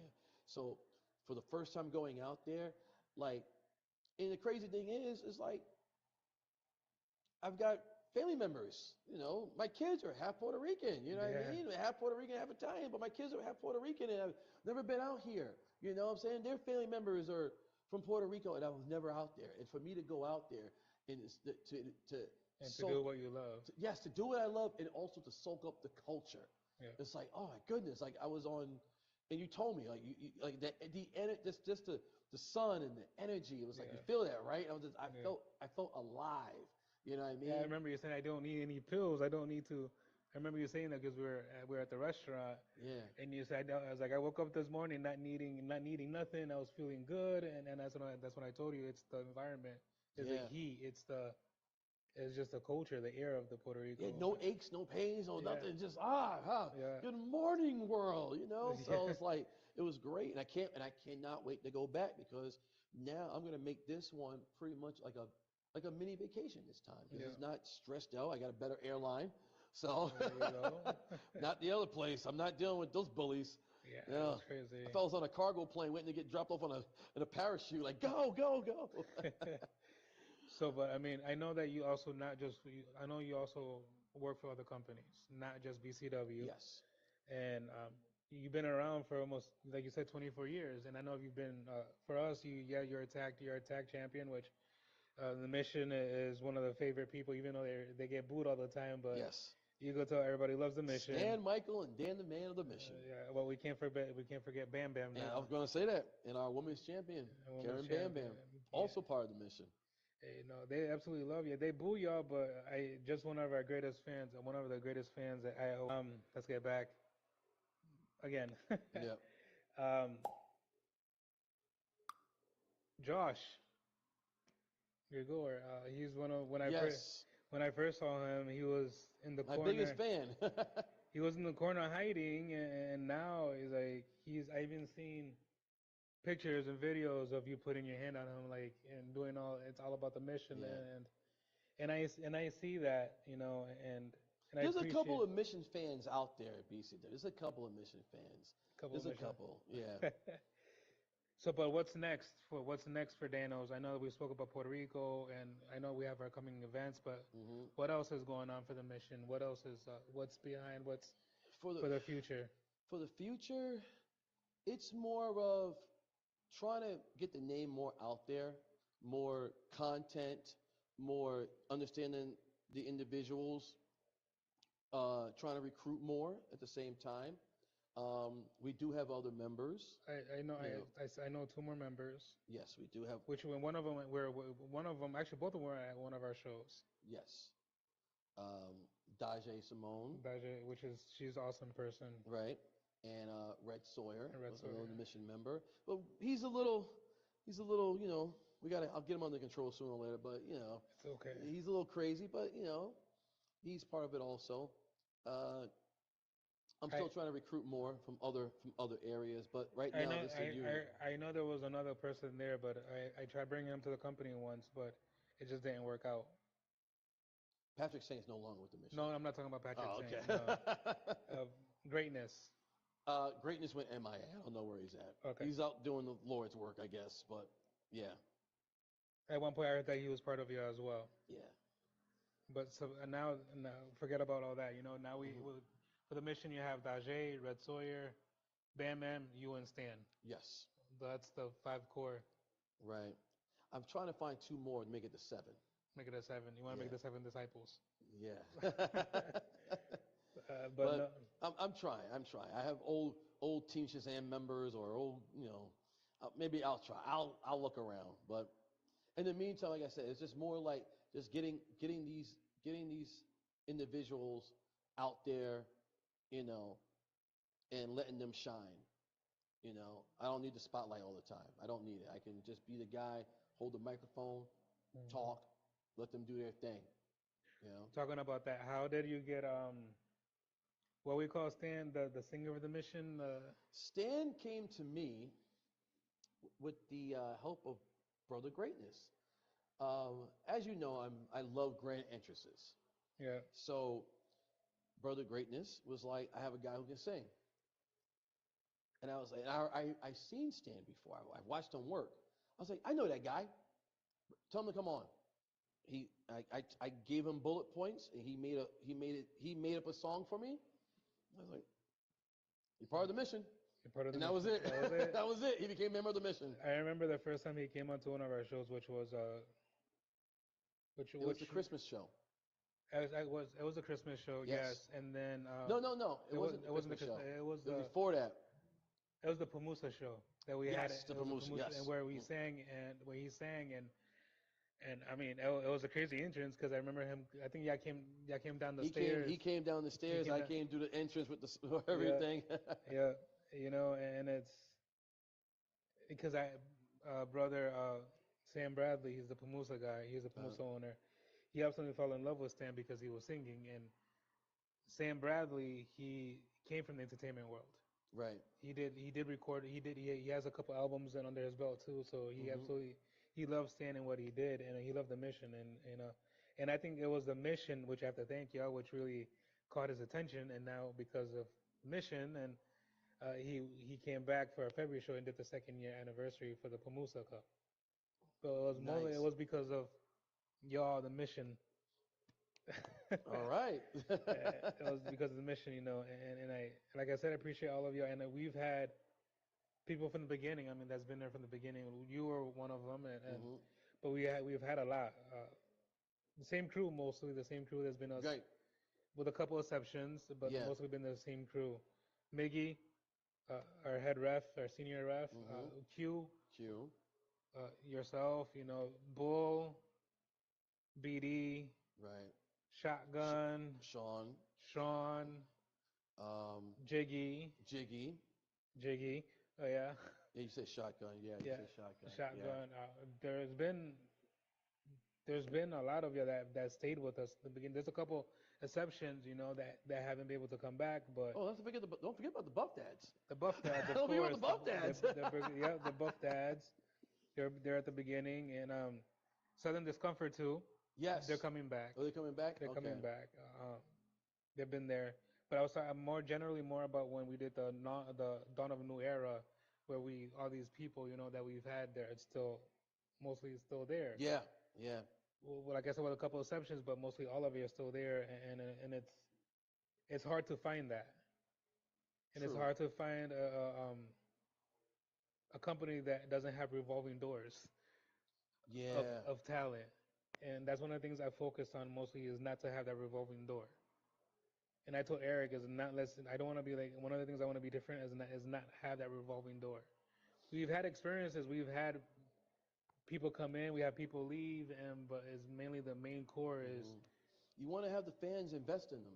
Mm-hmm. You want them to get into the person. If they show up one time and then they're gone, what happens if someone's walking by like, hey, I had a great time. Who's that guy that blah blah blah? He never comes back. Yeah. So But your kids, your sons. I'm assuming that they absolutely love you wrestling. they loved me. My children when they were younger loved wrestling. They loved to see me wrestling. Now it's no different than just going to work.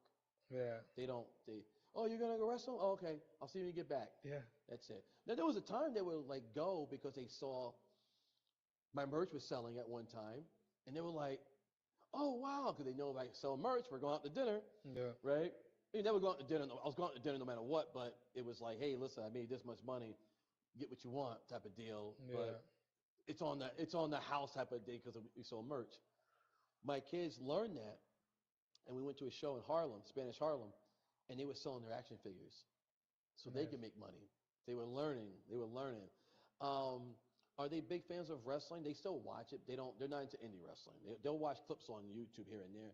They don't do the indie wrestling. They'll still watch WWE, and they know psychology. That's the reason why they don't like too much of indie wrestling because they'll watch it and they'll be like, "This doesn't make any sense. This doesn't make any sense." Like they Yeah. like, just like a lot of people, they want to invest in characters. Like anyone can go out there and flip around and punch each other and hit each other with light bulbs and all that, but if they don't know who they are and Yeah. it's a character. So my kids, they just like characters. They don't care for whatever. And they've so far they know what I'm gonna do anyway. Like, oh, he's gonna talk all this smack and Yeah. talk on the microphone and it was a Call, funny and tell people story. to call you. Tell men to call him daddy and all that. Yeah. Yeah. My Yeah. wife is one of those that hates it when you say that, but she loves you guys. And my wife is one of them. And Oh, call me daddy. yeah. But no, I mean it's like I said, it's great having you with us, and I appreciate you all the time. But what about those? And what will you tell your like those that want to join the industry? I would say one, get an education. If you get into wrestling, uh, train the main things. Work on promos. Work on your body. Work on a character. I would always say watch a lot of movies. These movies, these writers give you the best movie lines, and you can use them in your promos. Find a character that can fit. I've changed so many times in characters. I will imitate. I've imitated Agent Smith from The Matrix. I've imitated Thanos. I've imitated um, Lex Luthor. You combine characters, and characters is what makes you who you are. People Hmm. identify with that. And then, of course, learn your craft, study, watch some old school videos, and then, of course, watch some new school wrestling as well. That's what I do. I'll go back and I'll watch Kowalski and Buddy Rogers and be like from 1960 something, Yeah. and then I'll go watch some New Japan, and then I'll go watch some Mid South, and then I'll watch some 80s wrestling, and then I'll go back and I'll watch another 1972, or I'll go, I watch all types, but you just study the craft so you know. So And for them to get into the industry, what do you tell them? Other find a decent school. That's the and number one thing. Find a decent school. Like I would always, I'm gonna put it out there. Um, Slick Wagner Brown, test of strength. Um, I would recommend that school. You know what I mean? Like, because it's not like you go to this wrestling school and you train for 6 months and they put you out there. Like he puts them through the ringer. He makes them ready. I don't know any other school that does. I can't. I'm not knocking all the wrestling schools, but I've seen what TOS, Bobby Ocean, and yeah, Slick Wagner Brown have done, and I'm just like, I'm always like, man, if I was a younger guy, I would definitely come here. And it's not because I wrestle there; it's the yeah. fact that I've seen what they do, and it's just like, Yeah, Bobby Ocean is he's a good person. He's a good person. yeah. So what would you tell other than that is like what lesson from all your life, from the entire everything you went through, from all your years in wrestling, what will you tell them and Uh, what do you learn from all that and what they for could what learn? I've learned in wrestling is save your body. Save your body. You can last longer. I know you might be eager to, a young age of 18, 19, 20, even 21, you know, taking these outrageous moves. It's okay to do it on special occasions, but to do it every night, you won't last long. You will not last that long. I didn't get it with wrestling. I didn't get the psychology until almost my fourth year in wrestling because I was doing crazy stuff. And then when you start wrestling every weekend at a same high volume, and you're going home and you're hurting constantly, you should not be hurting that bad because you're taking suplexes on floors or jumping off of this. And there's a time and a place for all that, but not every time. Just preserve your body. It's your only body. So So you hear that, folks? Preserve your body. Go to a good school. Learn your craft. Learn how to talk. yes, Learn how to talk. Uh, learn footwork. But that's all that comes in time. All that comes in time. where can your fans and where can they find you?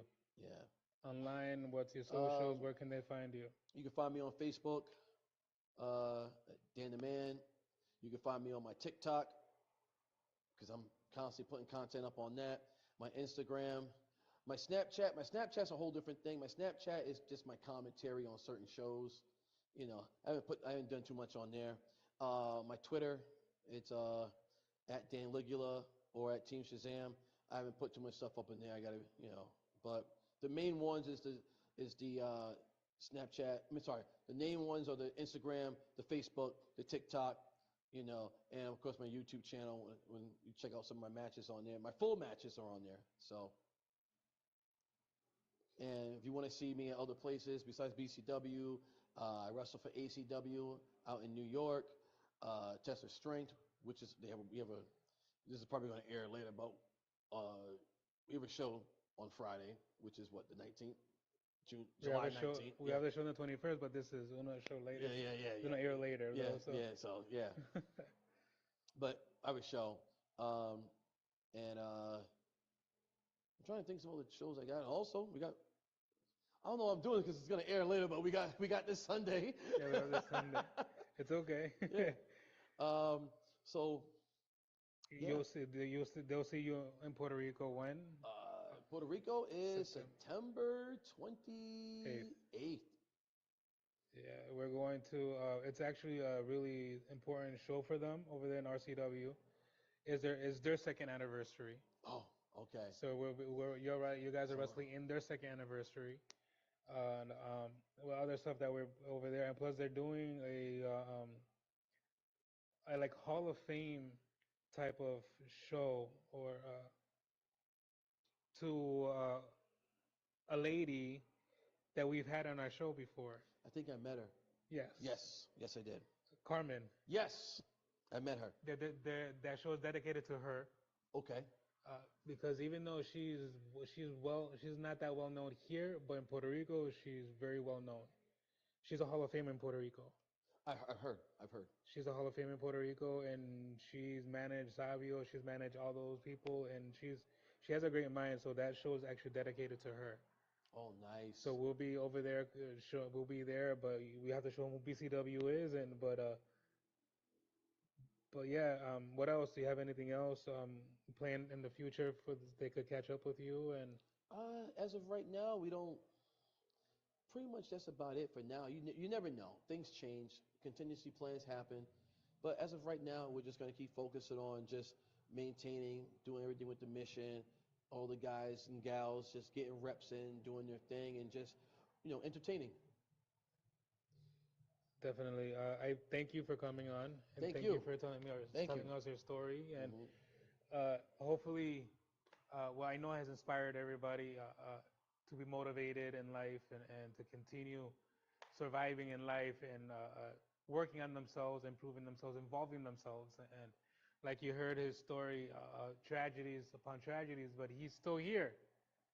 He's still here. He's still living.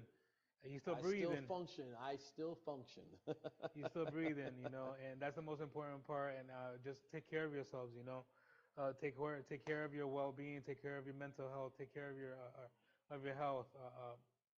But I appreciate everybody. Like I said, thank you once again for coming here and being with us, taking this time, telling who's the person who's behind Dan, the man, Mhm. Danos, and whoever else you have in mind.